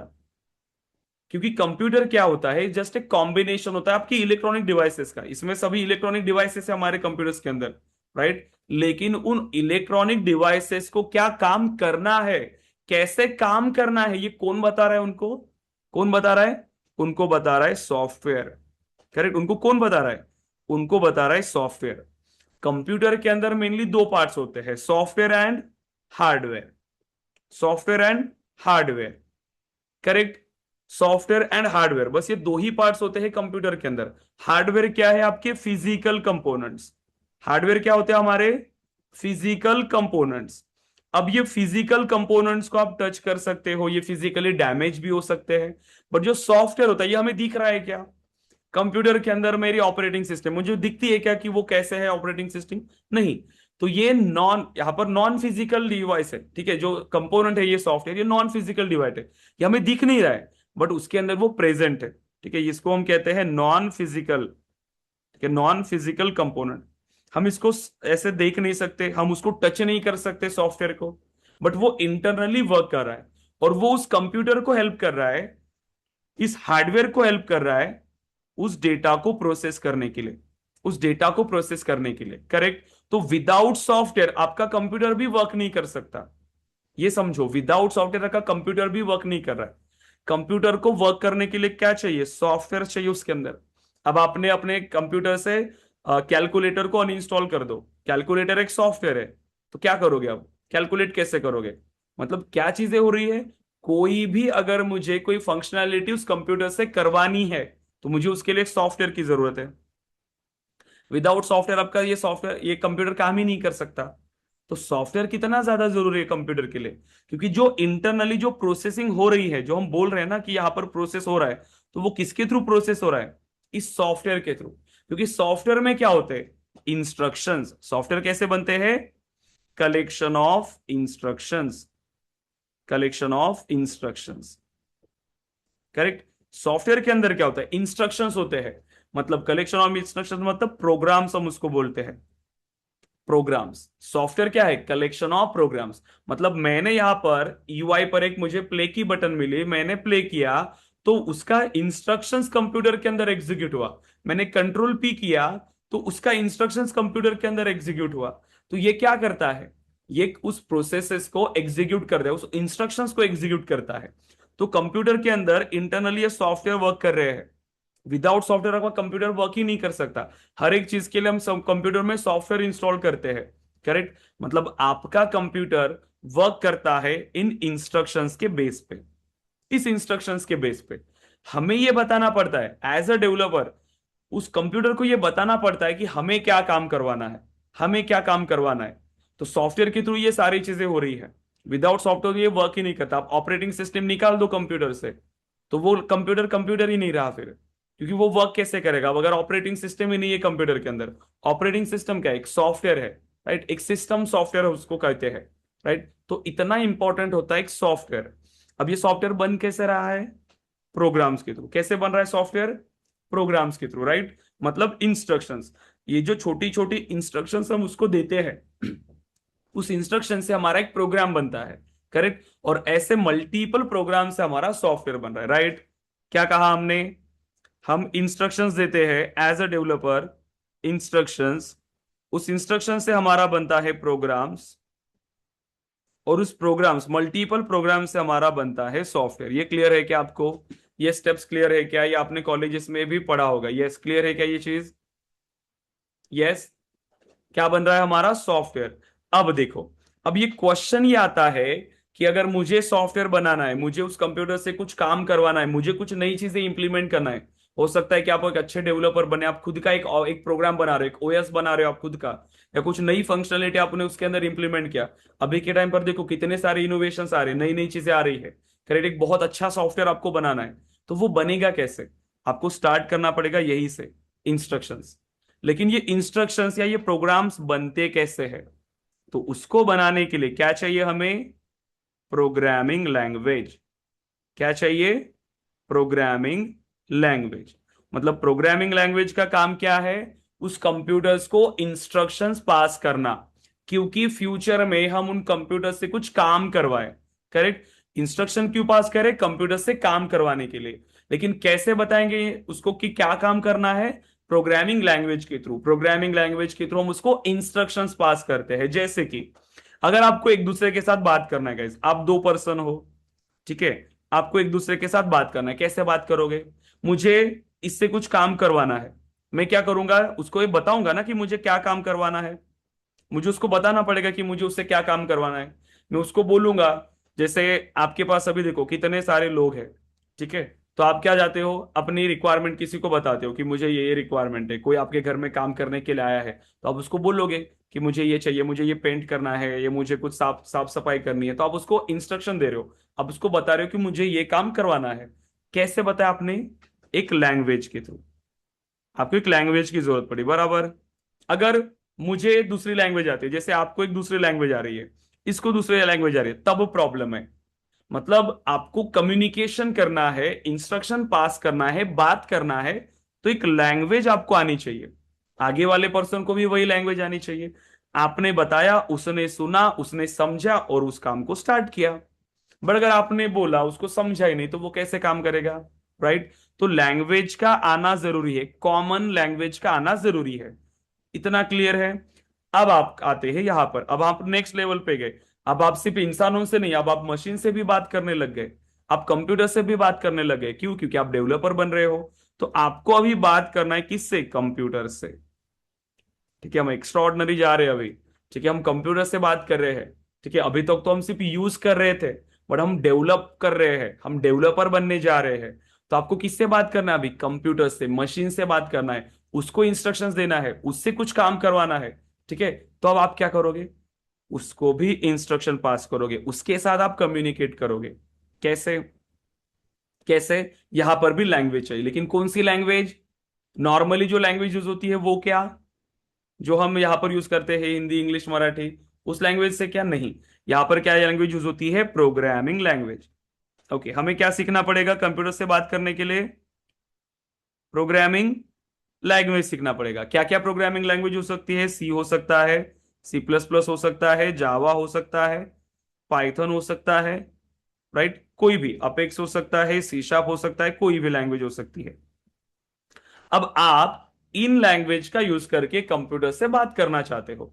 आपको जैसे मुझे दो नंबर्स का एडिशन करना है, तो मुझे दो नंबर का एडिशन का कोड लिखना पड़ेगा, कंप्यूटर को देना पड़ेगा, वो मुझे उसको एग्जीक्यूट करेगा और मुझे दो नंबर्स का एडिशन देगा। बट ये लैंग्वेजेस आपने क्यों सीखा? क्योंकि ये लैंग्वेजेस यूज होती है कंप्यूटर्स के साथ बात करने के लिए। ये जो नॉर्मली जो लैंग्वेज यूज होती है, human language, Hindi, English, Marathi, ये इंसानों से बात करने के लिए। ये जो प्रोग्रामिंग लैंग्वेज यूज होती है कंप्यूटर्स के साथ बात करने के लिए, कंप्यूटर्स को इंस्ट्रक्शन पास करने के लिए प्रोग्रामिंग लैंग्वेज हम सीखते हैं, ठीक है? अब ये भी जरूरी है ना कि कंप्यूटर्स को भी प्रोग्रामिंग लैंग्वेज आनी चाहिए। अब कंप्यूटर को कौन सी लैंग्वेज आती है पता है आपको? यस, कंप्यूटर को कौन सी लैंग्वेज आती है बताइए? कंप्यूटर्स को कौन सी लैंग्वेज आती है? यस, नहीं पता? कंप्यूटर्स को कौन सी लैंग्वेज आती है? कंप्यूटर्स को हिंदी, इंग्लिश, मराठी ऐसा कुछ समझता है क्या? आप यहाँ पर जो भी इंस्ट्रक्शन दे रहे हो वो इंग्लिश कैरेक्टर्स में है, ठीक है? जितने भी आप इंस्ट्रक्शंस दे रहे हो वो सभी इंग्लिश कैरेक्टर्स में है। सी हो चाहे C++, जावा, इसलिए हम इसको रीड कर सकते हैं ना, इजीली, जल्दी सीख सकते हैं। बट कंप्यूटर्स को कौन सी लैंग्वेज आती है? Yes, 01, correct. कंप्यूटर को लैंग्वेज आती है 01, मतलब उसको हम कहते हैं बाइनरी लैंग्वेज। बाइनरी 01, उसको सब 01 लैंग्वेज में आता है, सिर्फ बाइनरी लैंग्वेज। उसको नहीं पता कि आपकी इंग्लिश लैंग्वेज क्या है, हिंदी लैंग्वेज क्या है, या आपकी ये सी क्या है, C++, नहीं, उसको सब 01 आती है। अब लेकिन जो आप इंस्ट्रक्शन पास कर रहे हो वो हमारे पास है। अब आपको पता है क्या पहले के टाइम पर क्या होता था? पहले के टाइम पर मुझे अगर किसी के साथ बात करना है, ठीक है, तो कोड लैंग्वेज यूज होती थी पहले। कोड लैंग्वेज मतलब किसी और को ना पता चले ऐसा भी होता था। तो मतलब क्या कि एक वर्ड का कोई दूसरा मीनिंग फिक्स्ड है, उस तरीके से। या फिर एक ऐसा समझो, अभी आपने ये देखा होगा ना, पॉलिटिशियन कैसे वहां पर अलग अलग स्टेट में जाते हैं स्पीच देने के लिए। या फिर आपने वो मूवी तो देखी होगी बाहुबली। अब वो बाहुबली में वो फाइटिंग का सीन है स्टार्टिंग में ही, और वो आता है और वो कुछ अलग ही लैंग्वेज में बात करता है। लेकिन वहां पर जो बातचीत होती है उसके अंदर मेन पॉइंट क्या है? इस पार्टी को भी कुछ समझ में नहीं आ रहा है कि वो क्या बोल रहा है, उस पार्टी को भी कुछ समझ में नहीं आ रहा है कि वो क्या बोल रहा है। तो इससे क्या हो रहा है कि यहाँ पे एक पर्सन था, एक पर्सन था, वो पर्सन क्या करता था? इस पर्सन ने जो भी बोला वो इसने सुना, आगे वाले को ट्रांसफर किया कि ये यहां पर ये बात कर रहा है, ठीक है? उसको जो लैंग्वेज समझते थे उसी लैंग्वेज में। पॉलिटिशियंस जाते हैं हिंदी में या इंग्लिश में वो बात करते जो इनको पता है। ऐसा बंदा पकड़ते हैं जैसे कि वो दूसरे स्टेट में गए, उसके स्टेट की लैंग्वेज जैसे तेलुगु, ठीक है? अब तेलुगु इनको नहीं आती, अगर कोई पॉलिटिशियन जा रहा है तो वो क्या करेगा, एक ऐसा पर्सन देखेगा जिसको हिंदी भी आ रही है, जिसको तेलुगु भी आ रही है, करेक्ट? अब उस पर्सन का काम क्या होगा? यहां पे ये सुनना, इससे इंस्ट्रक्शन लेना, उसको अगेन तेलुगु में ट्रांसलेट करके इसको बताना। अगर टू वे कम्युनिकेशन, अगर ये भी हमें कुछ बोल रहा है तो उसकी बात सुनना, अगेन उस तेलुगु को हिंदी में ट्रांसलेट करके इसे बताना। कम्युनिकेशन इजी हो गया। मतलब कम्युनिकेशन तो पॉसिबल है, लेकिन कैसे? एक थर्ड पर्सन के थ्रू ये कम्युनिकेशन पॉसिबल है, थर्ड पर्सन। वैसे ही आपको कंप्यूटर्स के साथ अगर बात करना है, आप तो प्रोग्राम लिख रहे हो सी में, C++ में, जावा में, पाइथन में, आप तो प्रोग्राम लिख रहे हो, बट कंप्यूटर्स को सिर्फ बाइनरी लैंग्वेज आती है। बट जब आप इसको इंस्ट्रक्शंस दे रहे हो इन प्रोग्रामिंग लैंग्वेजेस के थ्रू, यहां पे आपके वर्क करते हैं ट्रांसलेटर्स। इस बीच में कौन वर्क करते हैं? ट्रांसलेटर्स। कंप्यूटर्स में ट्रांसलेटर्स होते हैं, ठीक है? ट्रांसलेटर्स होते हैं। अब ये ट्रांसलेटर्स क्या करते हैं? आपने जो इंस्ट्रक्शंस लिखा है, जो कोड आपने किया है, उस कोड को वो ट्रांसलेट करते हैं, पहले उसको मशीन लैंग्वेज में कन्वर्ट करते हैं। जो भी कोड आपने लिखा उसको मशीन लैंग्वेज में कन्वर्ट करते हैं। मशीन लैंग्वेज मतलब यही सेम मशीन लैंग्वेज, जो 01 था या बाइनरी को ही हम कहते हैं मशीन लैंग्वेज। और जो हम जो कोड कर रहे हैं इसको हम कहते हैं हाई लेवल लैंग्वेज, ठीक है? High level language, high level language जो हम कोड कर रहे हैं, सी में हो चाहे C++ में हो, चाहे जावा में हो, चाहे पाइथन में हो, इसको हम कहते हैं हाई लेवल लैंग्वेज। तो ये सब क्या है? हाई लेवल लैंग्वेज, जो ह्यूमन रीडेबल है, क्योंकि उसमें क्या है, इंग्लिश कैरेक्टर्स है, तो मैं उसको रीड कर सकता हूँ इजीली। जो भी वर्ड्स होंगे उसके अंदर वो इंग्लिश में ही है, नंबर्स इंग्लिश में है, कैरेक्टर्स इंग्लिश में है, जो स्पेशल कैरेक्टर्स होते हैं वो भी सब। तो इजीली मैं उसको रीड कर सकता हूँ, क्या क्या चीजें उसके अंदर है, मैं उसको लिख सकता हूँ, बना सकता हूँ। अगर मैं आपको कहूं कि नहीं मुझे 01 में ही कोड करके बताओ, कर सकते हो क्या? पॉसिबल ही नहीं 01 में उसको इंप्लीमेंट करना। स्टार्टिंग में तो 01 में ही कोड लिखा जाता था, मशीन लैंग्वेज में ही कोड लिखा जाता था। बट आप खुद सोचो कि थोड़े से ही कोड को बनाने के लिए कितना ज्यादा उनको टाइम लगता होगा, सिर्फ 01 में कोड लिखने के लिए। तो नई नई चीजें यहाँ पर इनोवेट हुई, नई नई चीजें इन्होंने स्टार्ट किया। असेंबली लैंग्वेज आई, फिर आपकी हाई लेवल लैंग्वेज आई। मतलब इन 01 कैरेक्टर्स को रिप्लेस करना स्टार्ट किया हमारे इंग्लिश कैरेक्टर के अंदर। इसमें इंग्लिश कैरेक्टर के अंदर इसको रिप्लेस करना स्टार्ट किया। तो अभी के टाइम पर जो भी हम कोड लिख रहे हैं वो हाई लेवल लैंग्वेजेस में हो रहा है। बट कंप्यूटर्स अभी भी सो बाइनरी लैंग्वेज, वो बाइनरी डिजिट्स को ही समझता है, ठीक है? क्योंकि वो बिट्स के फॉर्मेट में उसको प्रोसेस करता है प्रॉपर। उसका भी आर्किटेक्चर बहुत बड़ा है, वर्किंग बहुत बड़ा है, बट इतना आइडिया हमें होना चाहिए, बेसिक आइडिया। तो वो क्या करता है, उसके अंदर ट्रांसलेटर्स लगे होते हैं, जैसे कि compiler, okay, so compiler, assembler and interpreter, ठीक है? इंटरप्रेटर। तो ये क्या करते हैं, वो उस कोड को ट्रांसलेट करते हैं, कंप्यूटर्स को बताते हैं, कंप्यूटर्स को मशीन कोड मिला। यहाँ पे जो आपने कोड लिखा था वो हाई लेवल में लिखा था, बट ट्रांसलेटर्स ने उसको ट्रांसलेट करके कंप्यूटर्स को मशीन में लैंग्वेज में ही कोड दिया।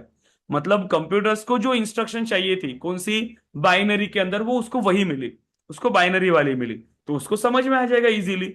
वो उसको प्रोसेस करेगा, प्रोसेस करने के बाद आपका आउटपुट मिलेगा। अगर आप चाहते हो कि वो आउटपुट आपके लैंग्वेज में हो तो अगेन सेम उसको ट्रांसलेट करेगा ये ट्रांसलेटर फिर से, और हमें ह्यूमन रीडेबल लैंग्वेज में आउटपुट मिलेगा। तो इंटरनली यही सारी चीजें कंप्यूटर्स के अंदर वर्क होती है, राइट। तो हम क्या कर रहे हैं अब, इन प्रोग्रामिंग लैंग्वेजेस का यूज करके कंप्यूटर्स को इंस्ट्रक्शंस पास कर रहे हैं, क्योंकि कंप्यूटर से अगर हमें काम करवाना है तो हमें उससे इंस्ट्रक्शंस देने पड़ेंगे। सॉफ्टवेयर के थ्रू उसको इंस्ट्रक्शंस मिल रही है, क्योंकि कंप्यूटर्स वर्क कर रहा है इन सॉफ्टवेयर के थ्रू। विदाउट सॉफ्टवेयर वो कुछ भी नहीं है, ठीक है, उसका कोई काम नहीं। अगर हम उसमें से सॉफ्टवेयर निकाल दिया आपने कंप्यूटर्स में से, तो वो कोई काम का नहीं है। हर एक एक्टिविटी के लिए, हर एक प्रोसेस के लिए उसको एक सॉफ्टवेयर चाहिए होता है, करेक्ट। उन हार्डवेयर से आपको काम करवाने के लिए वो सॉफ्टवेयर चाहिए होता है। आपने देखा होगा ना, आप कोई हार्डवेयर यूज करते हो तो मल्टीपल हार्डवेयर के लिए भी, उस हार्डवेयर को चलने के लिए भी आपको क्या करना पड़ता है, उसमें उसका सॉफ्टवेयर डालना पड़ता है पहले, तब जाके वो हार्डवेयर कनेक्ट होता है, राइट। ड्राइवर्स हम उसको बोलते हैं, तो वो ड्राइवर्स आपको इंस्टॉल करने पड़ते हैं, वो भी सॉफ्टवेयर से। उसमें कोड लिखा है, उसमें इंस्ट्रक्शंस दिया है कंप्यूटर को कि इस हार्डवेयर को या इस पर्टिकुलर डिवाइस को इसके साथ कनेक्ट करो और उसके साथ काम करो। तो आप इंस्ट्रक्शंस दे रहे हो कंप्यूटर्स को, आप इंस्ट्रक्शंस दे रहे हो। और इसीलिए हम कौन है, हम सेल्स पर डेवलपर्स है। अब डेवलपर्स बहुत टाइप के होते हैं कि कौन से एप्लीकेशन पे आप काम कर रहे हो उस हिसाब से, लेकिन जो प्रोसेस होगी वो तो यही होगी कि आपको एक प्रोग्रामिंग लैंग्वेज सीखना पड़ता है, ठीक है, कंप्यूटर्स को इंस्ट्रक्शंस देने के लिए। यहां तक कंसेप्ट क्लियर है क्या आपको? जो फंडामेंटल पार्ट था वो क्लियर है क्या, बताइए। चैट बॉक्स में यस क्लियर टाइप करिए कि सबको अगर क्लियर है तो। यस गाइस, क्लियर है यहां तक all students? Yes, Pallavi, Shubham, Shrihari, Pratap, basic चीजें हैं, ठीक है, सभी बेसिक पार्ट है ये, ओके। अब हमें थोड़ा सा एडवांस लेवल पे जाना है। अभी जस्ट हम बेसिक डिस्कस करें इसका वर्किंग क्या होता है कैसे, ताकि आपको ये क्लियर आइडिया मिले। उसको अच्छे से रीड करो, ठीक है, ये भी आपके लिए बेटर है, रीड करते जाओ, नई चीजें इंप्लीमेंट करते जाओ, तो ये और बेटर रहेगा आपकी लर्निंग के लिए। अब देखो, हमें ये तो पता चला कि प्रोग्रामिंग लैंग्वेज क्या होती है। हम लैंग्वेज यूज करते हैं ह्यूमन के साथ कम्युनिकेशन के लिए, और प्रोग्रामिंग लैंग्वेज यूज होती है कंप्यूटर्स के साथ कम्युनिकेशन के लिए, सिंपल। तो मल्टीपल प्रोग्रामिंग लैंग्वेजेस है, और कंप्यूटर जो है वो वर्क करता है बाइनरी के अंदर। हम जो कोड लिख रहे हैं वो हाई लेवल लैंग्वेज है, और जो कंप्यूटर समझता है वो लो लेवल, मतलब बाइनरी लैंग्वेज, मशीन लैंग्वेज। तो ट्रांसलेटर वर्क करते हैं, हमने जो कोड लिखा उस कोड को ट्रांसलेट किया, फिर मशीन कोड में कन्वर्ट किया, और मशीन कोड के बाद कंप्यूटर्स उसको प्रोसेस कर रहा है। जो हमने कोड लिखा वो सोर्स कोड है, कंप्यूटर्स ने उसको ट्रांसलेट करके मशीन कोड में कन्वर्ट किया, और वो कंप्यूटर में एग्जीक्यूट हुआ। और आपके सॉफ्टवेयर का ये बहुत बड़ा एक पार्ट होता है आपका क्या, इंस्ट्रक्शंस, मतलब आपकी प्रोग्राम्स। आपके जो सॉफ्टवेयर एक बहुत बड़ा सॉफ्टवेयर होता है ना, उस सॉफ्टवेयर कैसे बन रहा है, इन इंस्ट्रक्शंस के थ्रू बन रहा है, इन इंस्ट्रक्शंस के थ्रू। और इंस्ट्रक्शंस कैसे बन रही है, प्रोग्राम्स के थ्रू। और प्रोग्राम्स लिखने के लिए क्या चाहिए हमें, प्रोग्रामिंग लैंग्वेज। बट एक सॉफ्टवेयर बनाने के लिए सिर्फ प्रोग्रामिंग लैंग्वेज सफिशिएंट नहीं है। सिर्फ प्रोग्रामिंग लैंग्वेज से आप क्या कर रहे हो, प्रोग्रामिंग लैंग्वेज से आप सिर्फ इंस्ट्रक्शंस दे रहे हो। बट आज के टाइम पर एक सॉफ्टवेयर कैसे बन रहा है, बहुत सारी चीजें होती है, टूल्स आपको सीखने पड़ते हैं, फ्रेमवर्क्स आपको सीखने पड़ते हैं, लेकिन जो फाउंडेशन है वो यही है। उस सॉफ्टवेयर को बनाने के लिए जो फाउंडेशन हमें चाहिए वो प्रोग्रामिंग लैंग्वेज ही है। तो कोई भी प्रोग्रामिंग लैंग्वेज, हर प्रोग्रामिंग लैंग्वेज का अलग ये है कि आपको अभी कौन से टेक्नोलॉजी में जाना चाहिए, उस हिसाब से आपको प्रोग्रामिंग लैंग्वेज सिलेक्ट करनी पड़ती है, करेक्ट। और हर प्रोग्रामिंग लैंग्वेज में मार्केट में काम हो रहा है, कुछ भी लैंग्वेज जो बनी है वो ऐसी नहीं बनी है। हर प्रोग्रामिंग लैंग्वेज की अपनी अपनी डिमांड है, अपनी अपनी उसकी खासियत है, और लोग उस हिसाब से ही इसको सीखते हैं, ठीक है। अब देखिए, हमें सेल्सफोर्स के अंदर क्या करना है, अपेक्स प्रोग्रामिंग सीखना है, क्योंकि सेल्सफोर्स ने क्या किया, उसके प्लेटफॉर्म के लिए दूसरी प्रोग्रामिंग लैंग्वेज बनाया, अपेक्स लैंग्वेज बनाया। वो चाहता था कि मेरे इस प्लेटफॉर्म के अंदर कोई ऐसी डिपेंडेंसी नहीं रहे किसी प्रोग्रामिंग की, मेरी खुद की प्रोग्रामिंग लैंग्वेज होनी चाहिए। तो उसने खुद की प्रोग्रामिंग लैंग्वेज इसके अंदर बना लिया, और वो सिमिलर है, क्योंकि मैंने आपको कहा फंडामेंटल सभी प्रोग्रामिंग लैंग्वेजेस के सेम होते हैं, सभी प्रोग्रामिंग लैंग्वेजेस के। वैसे ही हमारी अपेक्स प्रोग्रामिंग लैंग्वेज है। सो अब हम स्टार्ट करते हैं हमारी अपेक्स प्रोग्रामिंग लैंग्वेज को, ताकि आपको एक आइडिया मिल गया अभी प्रोग्रामिंग लैंग्वेज क्या था, सब कुछ आपको आइडिया मिल गया। अब हम स्टार्ट करते हैं कि ये अपेक्स प्रोग्रामिंग लैंग्वेज क्या है। सो अपेक्स प्रोग्रामिंग, अब बताओ क्या होता है अपेक्स प्रोग्रामिंग, ठीक है। सो मैं कुछ स्टेटमेंट लिख रहा हूं इसके बारे में। सो अपेक्स प्रोग्रामिंग क्या है? सो अपेक्स प्रोग्रामिंग, सो अपेक्स प्रोग्रामिंग लैंग्वेज, उसके बारे में बात करें अपेक्स प्रोग्रामिंग लैंग्वेज के बारे में। So Apex programming language is a, या फिर आप अपेक्स प्रोग्रामिंग लैंग्वेज ना बोलते हुए डायरेक्टली ऐसे बोलो अपेक्स, क्योंकि सभी को पता है अपेक्स क्या है। So Apex is a high level, क्या कहा मैंने? High level. हाई लेवल का मीनिंग आपको जस्ट अभी बताया, इंग्लिश कैरेक्टर यूज होते हैं, हम उसको इजीली रीड कर सकते हैं, इसीलिए वो हाई लेवल लैंग्वेज है। हाई लेवल ऑब्जेक्ट ओरिएंटेड, अब ये भी वर्ड आपने कॉलेजेस में तो बहुत बार सुना होगा, object oriented programming language, high level object oriented, okay object oriented तो बता दिया, प्रोग्रामिंग लैंग्वेज है, प्रोग्रामिंग लैंग्वेज, सिंपल। अपेक्स क्या है? High level object oriented programming language है। हाई लेवल का तो मीनिंग आपको पता चला है अभी, बट ये ऑब्जेक्ट ओरिएंटेड क्या है? ओके बताओ अगेन, है कोई आइडिया ऑब्जेक्ट ओरिएंटेड के बारे में? बता सकता है मुझे कोई कि ऑब्जेक्ट ओरिएंटेड क्या है? यस, ऑब्जेक्ट ओरिएंटेड प्रोग्रामिंग क्या है गाइस? यस बताइए, ऑब्जेक्ट ओरिएंटेड प्रोग्रामिंग क्या है? कॉलेजेस में आपने पढ़ा होगा गाइस, ऐसा कोई नहीं होगा कि जिसने कॉलेजेस में पढ़ा नहीं होगा ऑब्जेक्ट ओरिएंटेड के बारे में।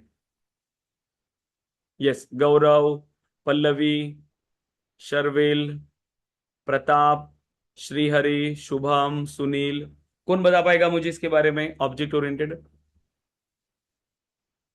ओके ठीक है, कोई बात नहीं।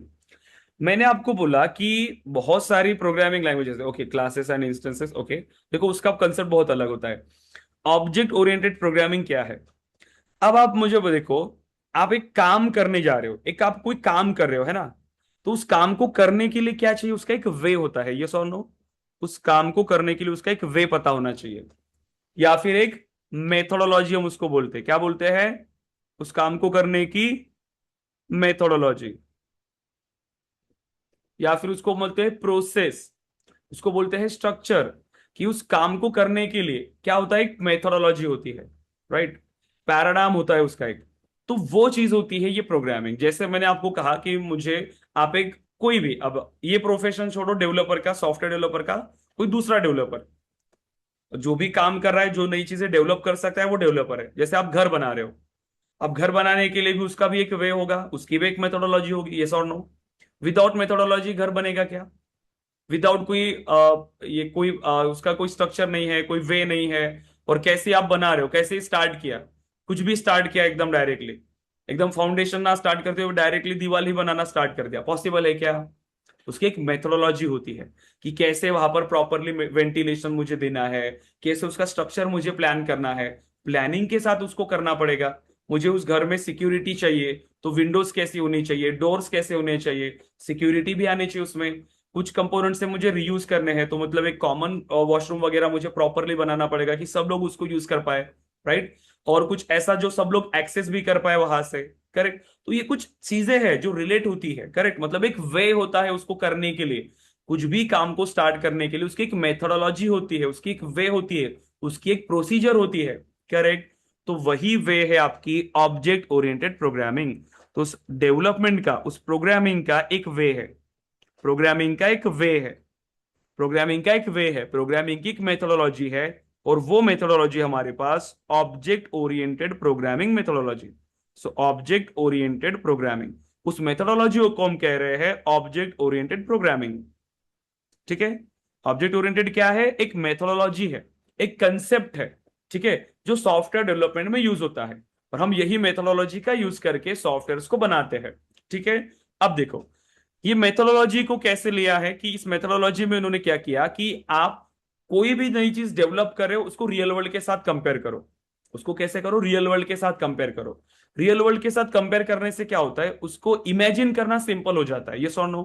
क्योंकि रियल वर्ल्ड में जितनी भी चीजें आपके पास एग्जिस्ट करती है, उसके पास उसका स्टेट, बिहेवियर एंड आइडेंटिटी होती है। इससे क्या मुझे पता चला कि मैं उसको इमेजिन कर सकता हूं। जैसे मैं सॉफ्टवेयर अगर बना रहा हूं, सॉफ्टवेयर मैंने पहले ही बताया कि सॉफ्टवेयर को हम छू नहीं सकते, सॉफ्टवेयर को हम देख नहीं सकते, तो फिर उसको उससे इंस्पिरेशन कैसे ले, उस सॉफ्टवेयर को इमेजिन कैसे करे फिर कि मुझे कैसे बनाना चाहिए। तो आपको रियल वर्ल्ड के साथ उसको कंपेयर करना पड़ेगा। तो जैसे रियल वर्ल्ड में जो भी चीजें प्रेजेंट होती है उसके पास उसका स्टेट बिहेवियर एंड आइडेंटिटी होता है, तो उसको बनाने के लिए मैं जैसे प्लान कर सकता हूं वैसे ही सॉफ्टवेयर को बनाने के लिए भी मैं प्लान कर सकता हूं। करेक्ट है। और ऐसा वर्ड जो रियल वर्ल्ड में एग्जिस्ट करता है, चाहे वो लिविंग थिंग हो चाहे नॉन लिविंग थिंग हो, उस रियल वर्ल्ड में जो भी चीज एग्जिस्ट है, जिसको मैं क्या कर सकता हूँ, जिसका स्टेट बिहेवियर एंड आइडेंटिटी है, जिसको मैं देख सकता हूँ, जिसको मैं छू सकता हूँ, उसको हम क्या बोलते हैं एक वर्ड के अंदर? ऑब्जेक्ट। एवरीथिंग क्या है? एक ऑब्जेक्ट है। वही कंसेप्ट से स्टार्ट हुआ यहां पर आपका ऑब्जेक्ट ओरिएंटेड प्रोग्रामिंग। एक मेथोडोलॉजी बनी सॉफ्टवेयर को डेवलप करने के लिए, सॉफ्टवेयर को डेवलप करने के लिए भी एक मेथोडोलॉजी बनी। तो ये मेथोडोलॉजी क्या करती है, तो इसको बारे में देख लेते हैं एक बार। सो देखो, object oriented technique, so object oriented programming, so object oriented programming, so object oriented programming is a programming technique, programming technique, आप उसको टेक्निक भी बोल सकते हो, ये हर एक काम करने की एक टेक्निक होती है, और मेथोडोलॉजी। ठीक है। सो object oriented programming is a programming methodology और technique which is taken from, which is taken from, which is taken from the real world, taken from the real world, real world से inspire होकर ये methodology बनी है, taken from the real world in order to simplify, in order to simplify, in order to simplify the development, the development and maintenance of the application, maintenance of the application। देखो, तो software को बनाने के लिए या उसको maintain रखने के लिए, उसके डेवलपमेंट के लिए हमें एक वे चाहिए था, हमें एक मेथोडोलॉजी चाहिए थी, हमें एक टेक्निक चाहिए थी। वो टेक्निक है ये ऑब्जेक्ट ओरिएंटेड टेक्निक। क्योंकि आपने कॉलेजेस में देखा होगा ना guys, object oriented using C, using C plus plus, C से नहीं, object oriented programming using C plus plus, object oriented programming using Python, object oriented programming using Java, ऐसे subjects होते थे। मतलब बहुत सारे लैंग्वेजेस का यूज करके आप ये वे को यूज कर सकते हो। करेक्ट, क्योंकि हर प्रोग्रामिंग लैंग्वेजेस में ये ऑब्जेक्ट ओरिएंटेड प्रोग्रामिंग है, क्योंकि ये एक टेक्निक है सिर्फ। अब इस टेक्निक को इंप्लीमेंट करने के लिए आप कोई भी लैंग्वेज का यूज कर सकते हो, पाइथन यूज करो, जावा यूज करो, लेकिन टेक्निक तो यही है हमारे पास सॉफ्टवेयर को डेवलप करने के लिए, हम ऑब्जेक्ट ओरिएंटेड प्रोग्रामिंग का यूज करते हैं। तो क्या ये एक ही है? क्या नहीं, इसके अलावा भी है। प्रोसीजर ओरिएंटेड मेथोडोलॉजी होती है, प्योर ऑब्जेक्ट ओरिएंटेड मेथोडोलॉजी भी होती है। ठीक है, बहुत सारी मेथोडोलॉजीज है। तो सबसे पॉपुलर जो है वो है आपकी object oriented programming methodology, object oriented programming technique, जिसको हम कहते हैं oops, double OP, object oriented programming concept. एक टेक्निक है, एक मेथोडोलॉजी है जो रियल वर्ल्ड से लिया है हमारे डेवलपमेंट को सिंपल करने के लिए। तो डेवलपमेंट यहां पर हमारा सिंपल हो रहा है, क्यों? इन ऑब्जेक्ट ओरिएंटेड प्रोग्रामिंग की वजह से।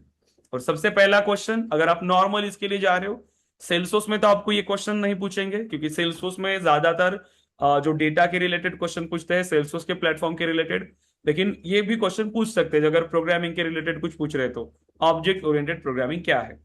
और कॉलेज स्टूडेंट के लिए सबसे पहला यही क्वेश्चन आता है कि ऑब्जेक्ट ओरिएंटेड प्रोग्रामिंग क्या है, कौन सी प्रोग्रामिंग लैंग्वेज आपको आती है, बस यही है।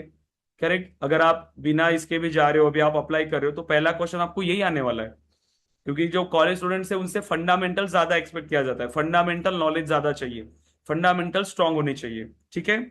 सो देन अब इसके बाद ऑब्जेक्ट ओरिएंटेड प्रोग्रामिंग तो हमें पता चली, और हम इस ऑब्जेक्ट ओरिएंटेड प्रोग्रामिंग के कुछ कंसेप्ट होते हैं, इसके कुछ पिलर्स होते हैं, उसको हम फीचर्स भी कहते हैं। इस ऑब्जेक्ट ओरिएंटेड प्रोग्रामिंग के कुछ फीचर्स होते हैं। ये वे बना कैसे, ये मेथोडोलॉजी बनी कैसे है? क्योंकि इस मेथोडोलॉजी के अंदर कई सारे फीचर्स है। क्या क्या फीचर्स है इस मेथोडोलॉजी के? क्यों हम ये मेथोडोलॉजी यूज कर रहे हैं? क्लासेस, इसके अंदर क्या होते हैं? फीचर्स, या बोल सकते हो या पिलर्स, आप उसको बोलते हो ऑब्जेक्ट ओरिएंटेड के पिलर्स, इसी के बेस्ड बनी है ये ऑब्जेक्ट ओरिएंटेड प्रोग्रामिंग। तो ये क्या होता है? Classes, then object, again abstraction, then encapsulation, बहुत इजी है, ठीक है, ये कंसेप्ट बहुत इजी है। एनकैप्सुलेशन, पॉलीमॉर्फिज्म, ठीक है, सो पॉलीमॉर्फिज्म एंड इनहेरिटेंस, ये ऑब्जेक्ट ओरिएंटेड प्रोग्रामिंग के 6 पिलर्स है, 6 फीचर्स है, और इसी की वजह से आपकी ऑब्जेक्ट ओरिएंटेड प्रोग्रामिंग वर्क कर रही है। करेक्ट, इसीलिए ये बहुत पॉपुलर है। अब इसका क्या मीनिंग है आगे जाके हम अगेन डिस्कस करेंगे इसके बारे में कि एब्स्ट्रैक्शन क्या है, एनकैप्सुलेशन क्या है, लेकिन ये दो हमें पहले डिस्कस करने पड़ते हैं, क्लास एंड ऑब्जेक्ट। क्योंकि हमें प्रोग्राम बनाना है तो हमें क्लास बनाना पड़ेगा, हमें उसका ऑब्जेक्ट बनाना पड़ेगा, इसीलिए हम क्लास एंड ऑब्जेक्ट को पहले डिस्कस करते हैं, ठीक है। तो ये है आपका ऑब्जेक्ट ओरिएंटेड प्रोग्रामिंग टेक्निक, एक मेथोडोलॉजी। क्लियर है अब आपको ऑब्जेक्ट ओरिएंटेड क्या होता है, ये क्लियर है क्या? यस गाइस बताइए, ऑब्जेक्ट ओरिएंटेड क्लियर हुआ? चैट बॉक्स पे टाइप करें सब लोग, अगर क्लियर हुआ है तो यस टाइप करें, अगर नहीं क्लियर हुआ है, कोई डाउट है तो वैसे बताइए, फिर उस हिसाब से हम फिर से ये एक्सप्लेन करते हैं। क्लियर है क्या guys? Yes, yes all students, Sunil, Shubham, Shrihari, Sharvel, Pratap, Pallavi, Gaurav, क्योंकि यही से आपको सारी चीजें अच्छे से सीखनी है। इस कोर्स के बाद ऐसी आपको जरूरत नहीं पड़नी चाहिए कि आप कोई और कोर्स ज्वाइन कर रहे हैं, ठीक है, ऐसी जरूरत नहीं पड़नी चाहिए कभी। अब ये आपको करना है एटलीस्ट कि जो हम यहाँ पर पढ़ रहे हैं, जो कंसेप्ट हम पढ़ रहे हैं, उसके नोट्स आपको बनाने अच्छे से, आपको डेली फॉलो करना है। क्योंकि हम जब पढ़ते थे ना, हमारा कैसा था पता है, स्टार्टिंग में जब मैंने स्टार्ट किया था, फिर क्योंकि मुझे पता चला कि नहीं, जब तक हम एफर्ट्स नहीं देंगे तब तक कुछ नहीं होगा। मैंने बहुत सारी जगह पर क्लासेस किए हैं जब मैं कॉलेजेस में था, मैंने आपको बताया, करेक्ट। तो हम वहां पर फिर क्या फॉलो करते थे, जैसे आज एक टॉपिक कंप्लीट हुआ हमारा, तो उसी टॉपिक पे गूगल पे सर्च करना, उसी टॉपिक पे अगेन यूट्यूब पे कुछ वीडियोस देखना कि क्या चीजें होती है, और नोट्स बनाना तो उस टाइम पर बहुत डिफिकल्ट था। आपके पास तो भी चैट जीपीटी है, बस टॉपिक दो, वो सब कुछ एग्जाम्पल के साथ सारी चीजें बता देता है। जितने इजी लैंग्वेज में नोट्स चाहिए उतनी इजी लैंग्वेज में आपको नोट्स बना के देता है। आपके पास तो रिसोर्सेस अच्छे हैं, करेक्ट। तो उस टॉपिक पे पर्टिकुलर आपको क्या बनाने, थोड़े से नोट्स बनाने हैं ताकि आप उसको पढ़ोगे। यस, क्लियर है, क्योंकि इंटरव्यू में अगर बोलना है मुझे तो मुझे इसको रीड करना पड़ेगा ना, मुझे इसको रीड करना पड़ेगा, क्योंकि मुझे पता है कि नहीं ऑब्जेक्ट ओरिएंटेड प्रोग्रामिंग टेक्निक क्या है, उसमें ये फीचर्स होते हैं, ये आपको पता है। लेकिन अगर आप उसको बता ही नहीं पा रहे हो तो रीड करना पड़ेगा। रीड करोगे तो उसको बोल पाओगे, करेक्ट। तो ये इंपॉर्टेंट है कि आप उसको रीड करो, ठीक है। अब इसके बाद ऑब्जेक्ट ओरिएंटेड प्रोग्रामिंग हमें पता चले, तो कितनी ऑब्जेक्ट ओरिएंटेड प्रोग्रामिंग है हमारी। और आपने ये भी पढ़ा होगा, बोला होगा कि सी प्लस प्लस हमारी ऑब्जेक्ट ओरिएंटेड प्रोग्रामिंग लैंग्वेज है, जावा भी एक ऑब्जेक्ट ओरिएंटेड प्रोग्रामिंग लैंग्वेज है। क्यों हम ऐसा बोलते हैं? क्योंकि द लैंग्वेज हम क्या बोलते हैं, the language which follows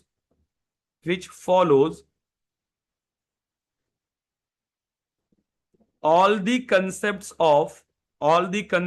of oops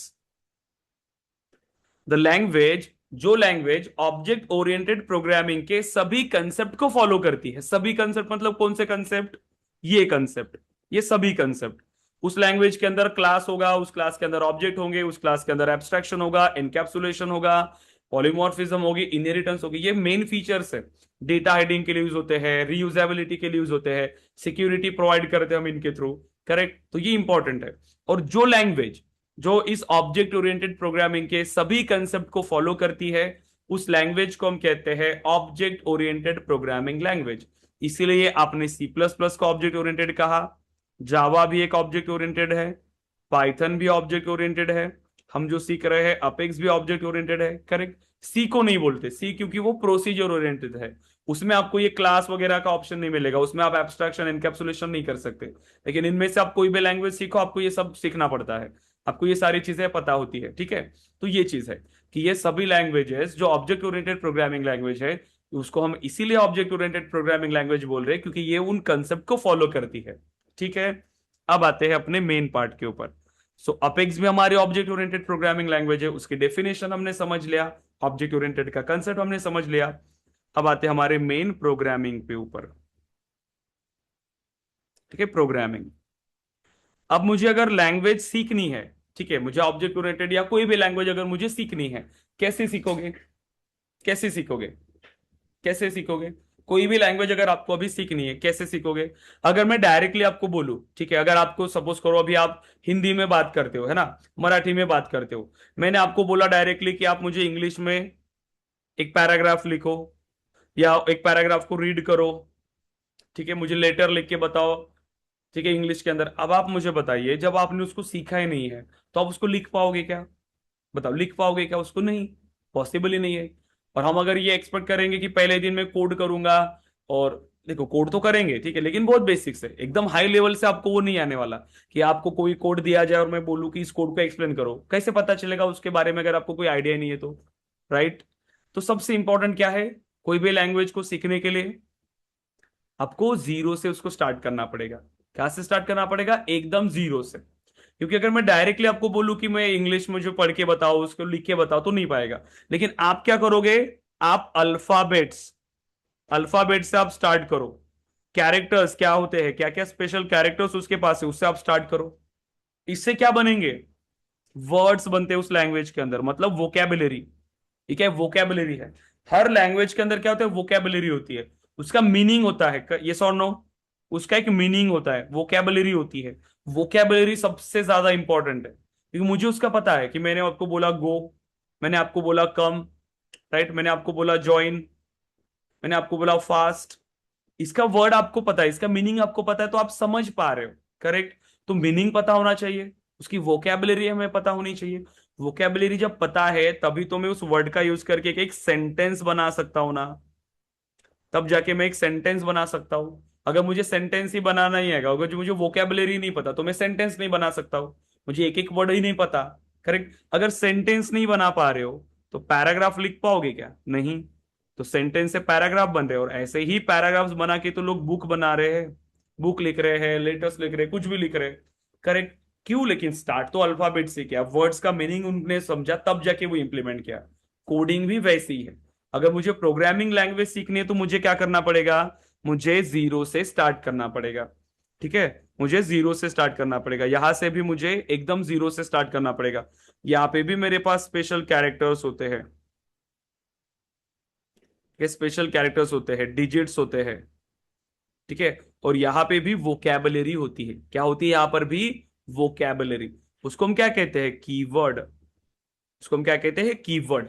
multiple keywords होते हैं, डेटा टाइप्स होती है, ठीक है, बहुत सारी चीजें होती है। तो प्रोग्रामिंग की भी वोकैबुलरी होती है। जैसे मैंने आपको कहा इंट, इंट क्या है? ठीक है, इंटीजर क्या है, वॉइड क्या है, क्लास क्या है, ये वोकैबुलरी तो है, क्योंकि ये प्रोग्रामिंग के वर्ड्स है। तो प्रोग्रामिंग की वोकैबुलरी हो गई ये तो वोकैबुलरी आपको सीखना पड़ता है इस प्रोग्रामिंग लैंग्वेज की, ये आपको समझना पड़ेगा। तो जब मुझे उसकी वोकैबुलरी पता चली, मुझे उसके वर्ड्स पता चले, तो मैं क्या कर सकता हूं? उस वोकैबुलरी का यूज करके मैं एक इंस्ट्रक्शन बनाऊंगा। एक इंस्ट्रक्शन, मैं एक इंस्ट्रक्शन बना सकता हूं। जैसे वोकैबुलरी सीख के, वर्ड्स को सीख के मैंने एक सेंटेंस बनाया। प्रोग्रामिंग के अंदर आप एक इंस्ट्रक्शन बनाओगे, एक इंस्ट्रक्शन। जैसे मैंने ऐसा एग्जांपल दे रहा हूं मैं, integer a is equal to 10। तो ये एक इंस्ट्रक्शन हो गई। मैंने उसको एक इंस्ट्रक्शन दिया कि मैं एक वेरिएबल बना रहा हूं इंटीजर टाइप का, उसके अंदर मैंने 10 ये वैल्यू स्टोर किया है, एक इंस्ट्रक्शन बनी। तो एक सिंगल लाइन क्या है? हर एक लाइन उसके लिए इंस्ट्रक्शन। और वो कैसे बनी? कीवर्ड्स। इसका एक मीनिंग है, इसका एक मीनिंग है, इसका एक मीनिंग है, इसका एक मीनिंग है। इसीलिए कहा कि स्पेशल कैरेक्टर्स, डिजिट, सब कुछ समझना है हमें। राइट, सबका मीनिंग हमें समझना है। राइट। ये फिर कीवर्ड्स बने, कीवर्ड्स का मीनिंग हमें समझना है। राइट। तो इंस्ट्रक्शंस बना, इंस्ट्रक्शन से क्या बनेगा? प्रोग्राम्स बनेंगे। अब मैंने एक इंस्ट्रक्शन लिखा, ऐसे मल्टीपल इंस्ट्रक्शन बना के मेरा एक प्रोग्राम बना। फिर जब मैं ऐसे मल्टीपल प्रोग्राम्स बना पाऊंगा, मल्टीपल प्रोग्राम्स, तब क्या बनेगा? तब जाके मैं एक सॉफ्टवेयर बना सकता हूं। तब जाके मैं एक सॉफ्टवेयर बनाऊंगा। अगर मैंने डायरेक्टली बोला कि मुझे आप एक सॉफ्टवेयर बनाओ, मुझे एक प्रोग्राम लिख के बताओ, या फिर उस प्रोग्राम का मीनिंग समझाओ, पॉसिबल ही नहीं ना। आपको बेसिक से स्टार्ट करना पड़ेगा, बहुत बेसिक से हम इसको स्टार्ट करते हैं। जब आप इस लेवल से स्टार्ट कर रहे हो ना, तो जो भी आप प्रोग्रामिंग लैंग्वेज आगे में सीखने के लिए आओगे बहुत इजी जाएगा। मेरे स्टूडेंट को इंडस्ट्री के अंदर कोई प्रॉब्लम इसीलिए नहीं आती क्योंकि उनके फंडामेंटल स्ट्रांग होते हैं, वो बेसिक से सारी चीजें सीख के गए होते हैं। ठीक है। तो कोई भी अगर उनको नई चीजें सीखने का भी मौका मिले तो भी उनको कोई प्रॉब्लम नहीं आती, वो इजीली सीख जाते हैं। क्यों? क्योंकि उनके फंडामेंटल स्ट्रांग है। बस वही है कि आपको भी स्ट्रांग करने पड़ेंगे आपके फंडामेंटल्स, आपको भी उसको इंप्लीमेंट करना पड़ेगा। ठीक है, उसको अच्छे से सीखना पड़ेगा। बहुत ईजी है ये। क्लियर है क्या यहाँ तक? अब कॉन्फिडेंस आ रहा है थोड़ा बहुत, प्रोग्रामिंग का थोड़ा बहुत आइडिया आ गया क्या? अभी तक कोड नहीं किया, ठीक है, बट प्रोग्रामिंग क्या होती है इसका आइडिया आ गया। प्रोग्रामिंग क्या है, प्रोग्रामिंग लैंग्वेज क्या है। ठीक है। अब वही कि जो अब इस कोड को कर सकता है वो कौन है? वो डेवलपर है, वो प्रोग्रामर है। तो जिसको एक प्रोग्रामिंग का नॉलेज है वो प्रोग्राम लिख सकता है, सॉफ्टवेयर बनाता है, उसको हम कहते हैं प्रोग्रामर और डेवलपर। तो आप कौन बन रहे हो? आप एक डेवलपर बन रहे हो। तो हमें एक प्रोग्रामिंग लैंग्वेज सीखना पड़ेगा, उसका मीनिंग समझना पड़ेगा। सिंपल। जैसे मैंने आपको बताया कि मुझे अगर एक क्लास बनानी है, एक मुझे क्लास बनानी है, क्लास, ठीक है, तो मैं क्या करूंगा? तो क्लास को बनाने के लिए वर्ड यूज होता है क्लास, तो ये हो गई उसकी वोकेबलरी। ठीक है, तो मुझे क्या बनाना पड़ता है? क्लास। तो कैसे करेंगे? क्लास एग्जाम्पल है जस्ट, ठीक है, कुछ भी समझने की जरूरत नहीं है कि कैसे बनाए क्या बनाए, बस ऐसे समझो। क्लास, और मुझे बनाना पड़ता है क्लास नेम। एंड यस, मेरा क्लास रेडी हो गया।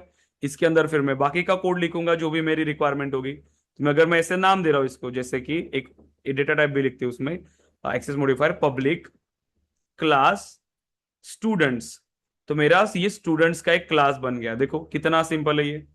तो ऐसी होती है प्रोग्रामिंग। मुझे फिर इसका मीनिंग समझना पड़ेगा कि पब्लिक क्या है, क्लास क्या है, ये क्यों दिया, फिर कैसे स्टार्ट हुआ, यहाँ पर ये एंड हुआ। इतना सिंपल है इस क्लास, यहाँ पर एक प्रोग्रामिंग को सीखना। बस वही है कि अब्सेंट नहीं रहना। जैसे मैंने आपको कहा था, रूल्स आपको समझा के दिए थे लास्ट सेशन में। अब्सेंट रहोगे तो फिर चीजें समझ में नहीं आएंगी। और मैं वही कह रहा हूँ कि जो गलतियां हमने कॉलेज लाइफ में किया, जो भी अभी कॉलेज स्टूडेंट्स है उनके लिए बोल रहा हूँ, वो गलती अभी अब नहीं होनी चाहिए रिपीट। ठीक है, क्योंकि हमने भी वही गलती किया था। ये आपके साथ ही नहीं होता, हमारे साथ भी हुआ था जिस टाइम पर हमने स्टार्ट किया था। ठीक है, क्योंकि उस टाइम पर तो हमारे पास उतने रिसोर्सेस नहीं थे, या फिर बताने वाले भी नहीं थे उतने। कॉलेजेस टीचर्स का बस एक ही काम होता है गाइस, कि जो सिलेबस में दिया है एग्जाम से पहले उस सिलेबस को कंप्लीट करो। उनका एक ही एम होता है, सिंपल।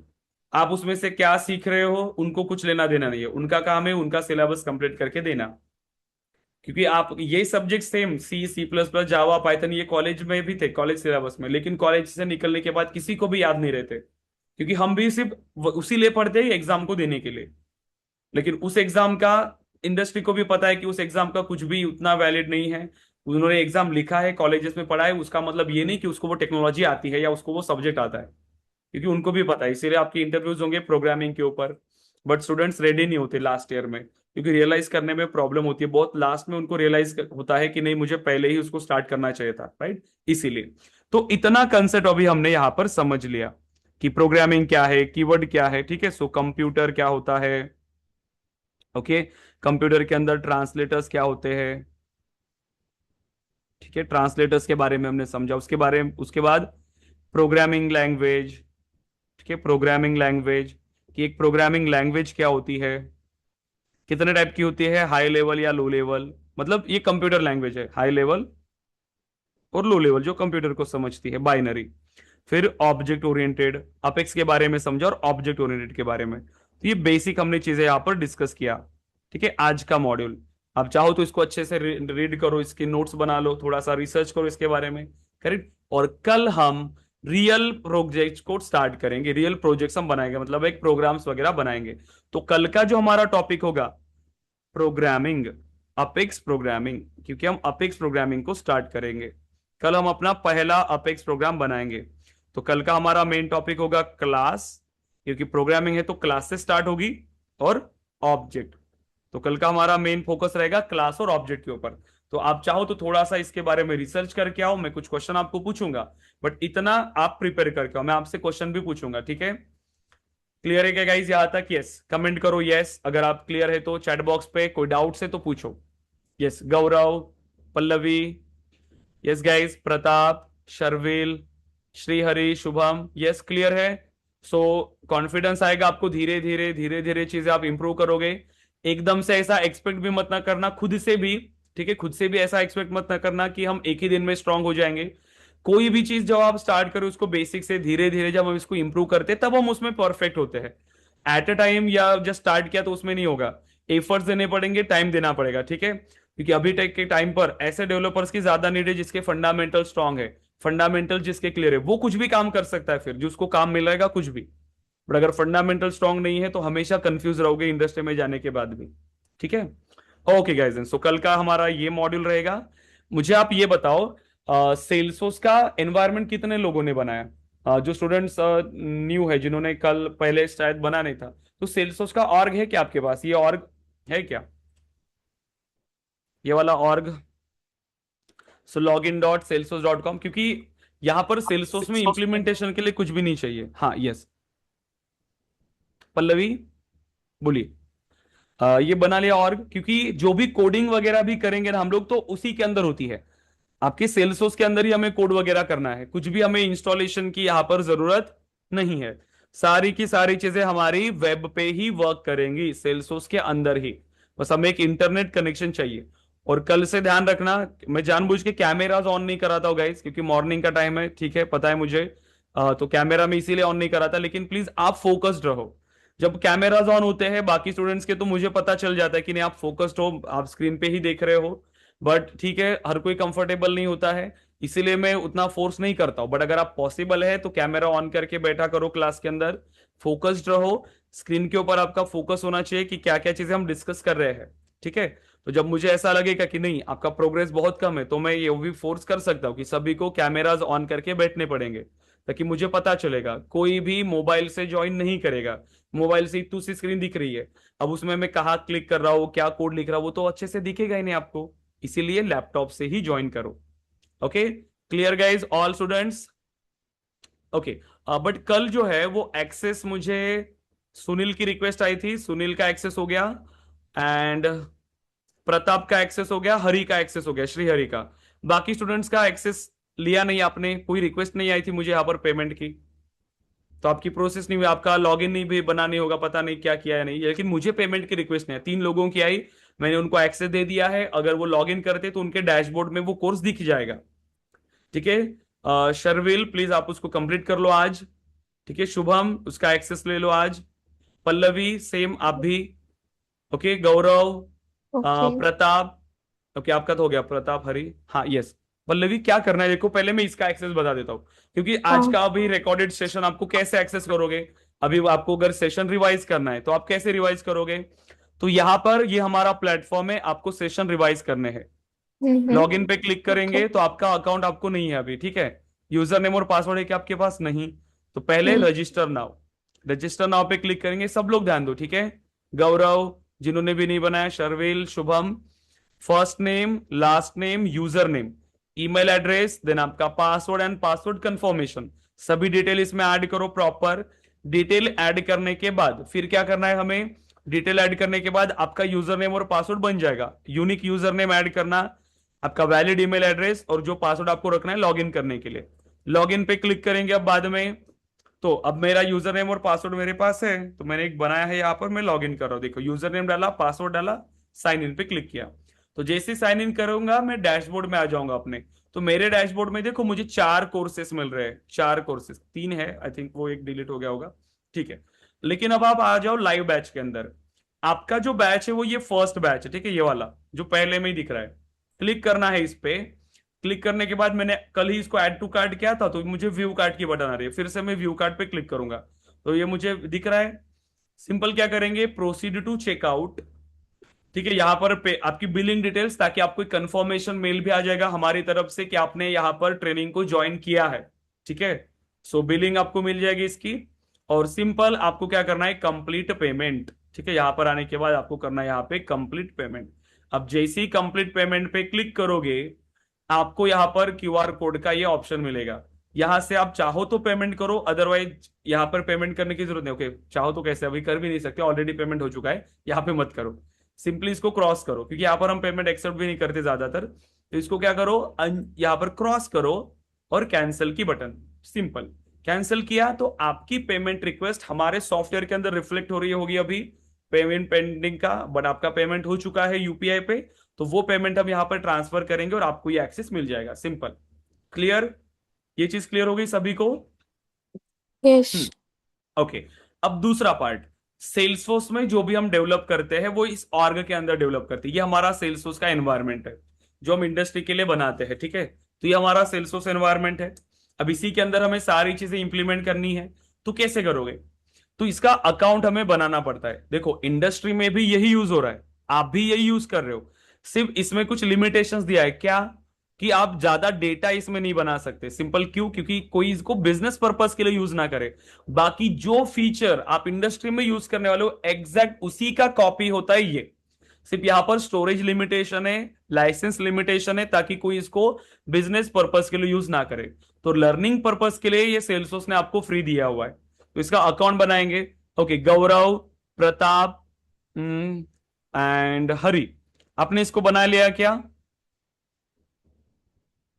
ये क्या है पता है आपको? ओके नहीं। ओके। सेल्सफोर्स का आपने थोड़ा सा भी कोई भी आइडिया नहीं है, राइट? बट थोड़ा सा प्लीज गाइज रिसर्च करते रहो, कोई कोई भी काम अगर आप कर रहे हो तो, क्योंकि मैंने ऐसे देखा है बहुत सारे लोग होते हैं जो प्लान करते ना स्टार्ट करने के लिए कि नहीं मुझे ये चीज सीखना है, तो उसके बारे में रिसर्च करते हैं। तो बहुत सारे लोग मिलते हैं जो ऑलरेडी अकाउंट वकाउंट बना के रेडी रहते हैं, कुछ स्टार्ट भी कर लेते हैं अपने एंड से, क्योंकि रिसोर्सेस है। बट कोई बात नहीं, मैं बताता हूँ एज इट इज, उसको कंप्लीट कर लेना, ठीक है? सिंपल है। तो सबसे पहले लिंक पे आपको आना है developer.salesforce.com। कहां पर आओगे? developer.salesforce.com क्लिक करो, मैं लिंक आपको शेयर करूंगा। उसके बाद ब्राउज ट्रायल्स पे क्लिक करो। यहां आने के बाद ये जो है गेट अ डेवलपर एडिशन, इस पे क्लिक करो। सिंपल आप इस पेज पे आ जाओगे। अब डायरेक्टली आना है तो मैं ये लिंक आपको शेयर करता हूं, कोई इशू नहीं। सीधा मैं चैट बॉक्स पे आपको दे रहा हूं, इसी को ओपन कर लो, ठीक है? इसी को ओपन कर लो, कॉपी करके रख दो अभी, अगर नहीं कर पा रहे हो तो कोई भी एक स्टूडेंट कॉपी करके अपने ग्रुप में शेयर कर दो। अब क्या ऐड करोगे? आपका फर्स्ट नेम, आपका लास्ट नेम, जॉब टाइटल और कंपनी। कंपनी में केस ऑफ एजुकेशन ऐड करो, कंट्री में आपका कंट्री, और वर्क ईमेल में आपका प्रॉपर ईमेल एड्रेस जो वर्किंग है, ठीक है? वर्किंग ईमेल एड्रेस जो आप यूज करते हो।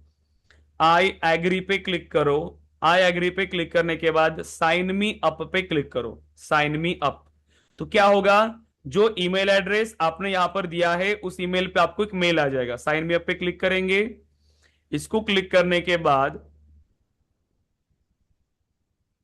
ठीक है, तो आपको क्या आ रहा है अभी? You will receive a confirmation email soon, if you don't see the email check your spam folder. तो थोड़ा सा टाइम के बाद आपने जो भी ईमेल एड्रेस उसमें दिया है उसके पास एक ईमेल आ जाएगा। तो जीमेल पे क्लिक करेंगे। जीमेल में क्लिक करने के बाद चेक करो कि हमें ईमेल आया क्या। मुझे ये एग्जिस्टिंग है ऐसा बता रहा है, लेकिन आपको मैं बता देता हूं कि आपको किस तरीके का ईमेल आएगा। ठीक है, मैं जस्ट अभी बनाया ना, इसीलिए मुझे ऑप्शन नहीं दे रहा है, लेकिन आ जाता है ईमेल एक ही ईमेल पे। देखो, तो ये ईमेल आपको ऐसे रिसीव होगा। रिसेट पासवर्ड पे क्लिक करते हो, उसके बाद क्या करोगे? ये ऑटोमेटिकली आपके लिए क्या बन रहा है? एक यूआरएल बन रहा है, यूजर नेम। तो इसको कॉपी करके रख लेना, क्योंकि फ्यूचर में आप इसी से लॉग इन करने वाले हो। तो ये हो गया आपका यूजर नेम। लॉग इन करने के लिए रिसेट पासवर्ड पे क्लिक करने के बाद, रिसेट पासवर्ड पे क्लिक करोगे तो पासवर्ड रिसेट का ऑप्शन आएगा, रिसेट पासवर्ड। देन यहाँ पर अभी मैंने ऑलरेडी रिसेट किया हुआ है, तो इसलिए मैं डायरेक्टली यहाँ पर लॉग इन पे आ गया। तो वहां पर कुछ नहीं होता। पासवर्ड ऐसे दो बॉक्स होते हैं कि पासवर्ड और कंफर्म पासवर्ड, सिंपल। और एक सिक्योरिटी का क्वेश्चन कि अगर आप भूल गए पासवर्ड को तो फिर कैसे उसको मैच करोगे, तो वो सिक्योरिटी का क्वेश्चन। ठीक है, तो ऐसा ही क्वेश्चन का आंसर ऐड कर लेना ताकि रिकवर कर पाओ पासवर्ड को, और लॉग उस पर क्लिक कर लेना। तो डायरेक्टली आप इस पेज पर आ जाते हो, इसके अंदर आ जाते हो। तो फ्यूचर में अगर फिर से लॉग इन करना है तो क्या पर करोगे? login.salesforce लिख के रख दो।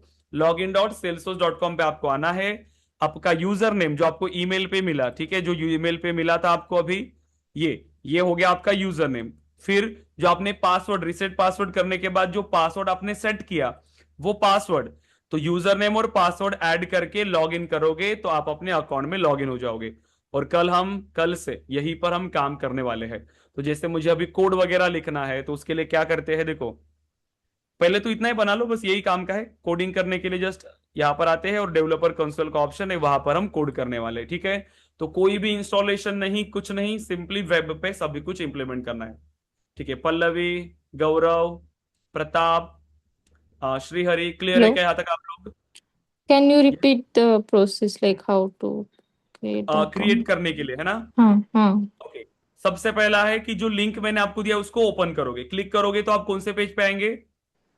ये सेम पेज Okay. पे, राइट? इस पेज पर आप आओगे, get a developer Mm-hmm. Edition, and इस पेज पे तो जो मैंने लिंक शेयर किया उसको ओपन करो। पेज पे Okay. आ गए, सिंपल सा फॉर्म है। आपका first name, last name, job title, company, country and work email add किया सब कुछ। आई एग्री पे क्लिक करोगे। आई एग्री पे क्लिक किया, साइन मी अप। अब जो ईमेल एड्रेस हमने दिया थोड़ा सा वेट करना।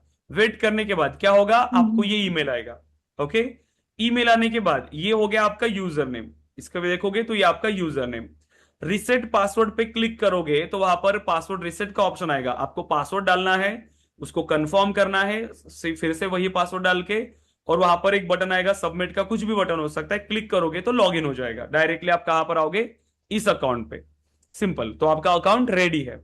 मुझे फ्यूचर में लॉग इन करना है, फिर से कैसे करोगे? फिर कोई भी लॉग इन करना है तो login.salesforce.com। फिर जो यूजर नेम आपको मिला वो यूजर नेम पहले बॉक्स में, दूसरे बॉक्स में पासवर्ड, और लॉगिन पे क्लिक करोगे और लॉगिन हो जाएगा। यस, अभी क्लियर है? Yeah. Yes. हाँ, गौरव क्लियर हो आप? Pratap, Shrihari, okay, all students clear? Okay, मुझे बताओ गाइज, लिंक्डइन कितने लोग यूज करते हैं? सभी के पास लिंक्डइन अकाउंट है? कमेंट पे यस करो सब लोग चैट पे। सभी के पास लिंक्डइन है क्या? ऑल स्टूडेंट्स, लिंक्डइन अकाउंट, सभी का LinkedIn account? Yes, Pallavi yes, Shrihari yes, Sharvil yes, Sunil yes, Shrihari, Pratap, Pallavi, Shubham, okay, मतलब सभी के पास है। ओके, प्रताप, श्रीहरि, गौरव, ओके, सभी के पास है। अब आप क्या करोगे? जैसे ही आप आओ, प्रोफाइल को अच्छा बनाओ, ठीक है, प्रोफाइल को अच्छा बनाओ, क्योंकि अभी हम प्रोफेशनल जर्नी अपनी स्टार्ट कर रहे हैं। प्रोफाइल में चेंजेस करो, प्रोफाइल को अपडेट करो कि Salesforce developer intern at Ksoft education, क्या आपने अपनी इंटर्नशिप को स्टार्ट किया है केसॉफ्ट एजुकेशन के अंदर, ठीक है, ये ऐड करो। अगर आप चाहते हो तो एज एन ऑफर लेटर भी हम आपको शेयर करेंगे कि आपने इंटर्नशिप स्टार्ट किया, मतलब शेयर करने के लिए जस्ट ऐसे ही, ठीक है। ये जरूरी है क्योंकि आपको अब आपका काम दिखाना है लोगों को, ठीक है, कि आप क्या कर रहे हो। और फिर आगे के 4 महीने आपको कनेक्शंस बढ़ाने हैं। मैंने आपको बताया बहुत सारी कंपनीज है, उन कंपनीज की लिस्ट है, उस कंपनी की लिस्ट के एचआर लोग हैं, जो भी सेल्सफोर्स डेवलपमेंट के एचआर है जो कंपनीज में काम कर रहे हैं, या फिर जो भी डेवलपर्स है, ज्यादा से ज्यादा कनेक्शन रिक्वेस्ट को ऐड करो। लिंक्डइन ओपन करोगे तो सिर्फ सेल्सफोर्स दिखना चाहिए, तो कोई भी हायरिंग होती है, कोई नई चीजें होती है, तो वो आपको सबसे पहले मिल जाएगा लिंक्डइन पे, इसलिए वो जरूरी है, ठीक है। सो लिंक्डइन को अपडेट करो। और ये टास्क अभी आपके लिए है। क्या क्या टास्क है आज की? क्या क्या टास्क है ये तो आप पढ़ोगे ही, जो हमने किया। पहला टास्क कि आपका डेवलपर अकाउंट, सभी का डेवलपर अकाउंट जिसने बनाया है उसको भी स्क्रीनशॉट आज ग्रुप पे शेयर करना है। डेवलपर अकाउंट स्क्रीनशॉट, पहला टास्क, डेवलपर अकाउंट स्क्रीनशॉट, ठीक है, पहला डेवलपर अकाउंट का स्क्रीनशॉट शेयर करना है। दूसरा, दूसरा क्या करना है आपको? और चीज क्या बताया था मैंने? पोर्टल का एक्सेस तो ले लिया, पोर्टल एक्सेस जिसका पेंडिंग है वो आप ले लो, पोर्टल एक्सेस। तो ये जैसे ही होता है एडमिन, वहां पर आपने जैसे ही कैंसिल पे क्लिक किया, मुझे मैसेज कर देना पर्सनली, मैं आपको एक्सेस दे दूंगा। लिंक्डइन, अब इसमें क्या करना है आपको? इसमें प्रोफाइल आपको अपडेट करना है, ठीक है, लिंक्डइन की प्रोफाइल,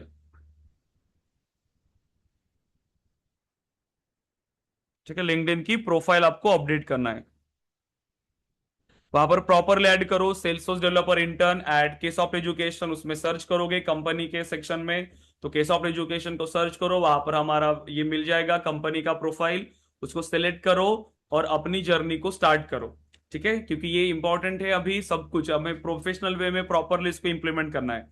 जो एक्सपीरियंस लेवल पे जाना चाहते हैं वो मत करो, बट जो एकदम फ्रेशर ही है, जैसे शर्विल, शर्विल आपका भी 2026 है, श्रीहरि, तो आप इंटर्नशिप का ऐड कर लो, ठीक है।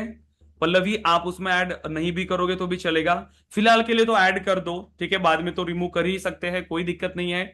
आपको जो आपका एक्सपीरियंस है ना ऑलरेडी, वो काम में आएगा, जो वेब डेवलपमेंट का एक्सपीरियंस है, हम उसी को दिखाएंगे एज एन एक्सपीरियंस, अगर आप एक्सपीरियंस लेवल पे भी जाना चाहते हो तो, ठीक है। Okay. Okay. हाँ, तो इंटर्नशिप स्टार्ट कर चुके हैं, ऐसा लिंक्डइन पर ऐड कर दो अच्छे से, और अच्छे से पढ़ाई स्टार्ट कर दो। ये 3 टास्क, वेब डेवलपर अकाउंट का और डेवलपर अकाउंट का स्क्रीनशॉट, और लिंक्डइन प्रोफाइल का भी स्क्रीनशॉट ग्रुप पे शेयर कर लेना।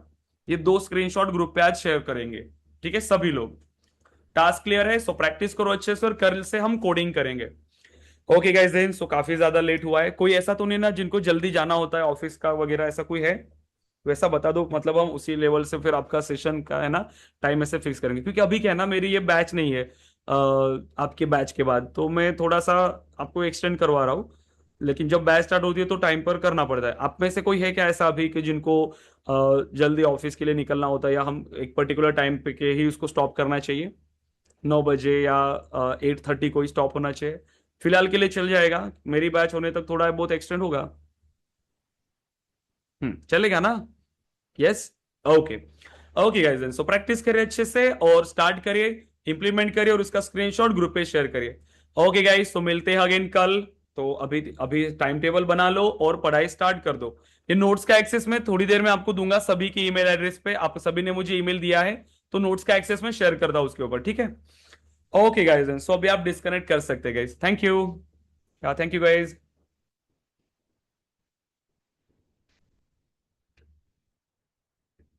Thank you everyone.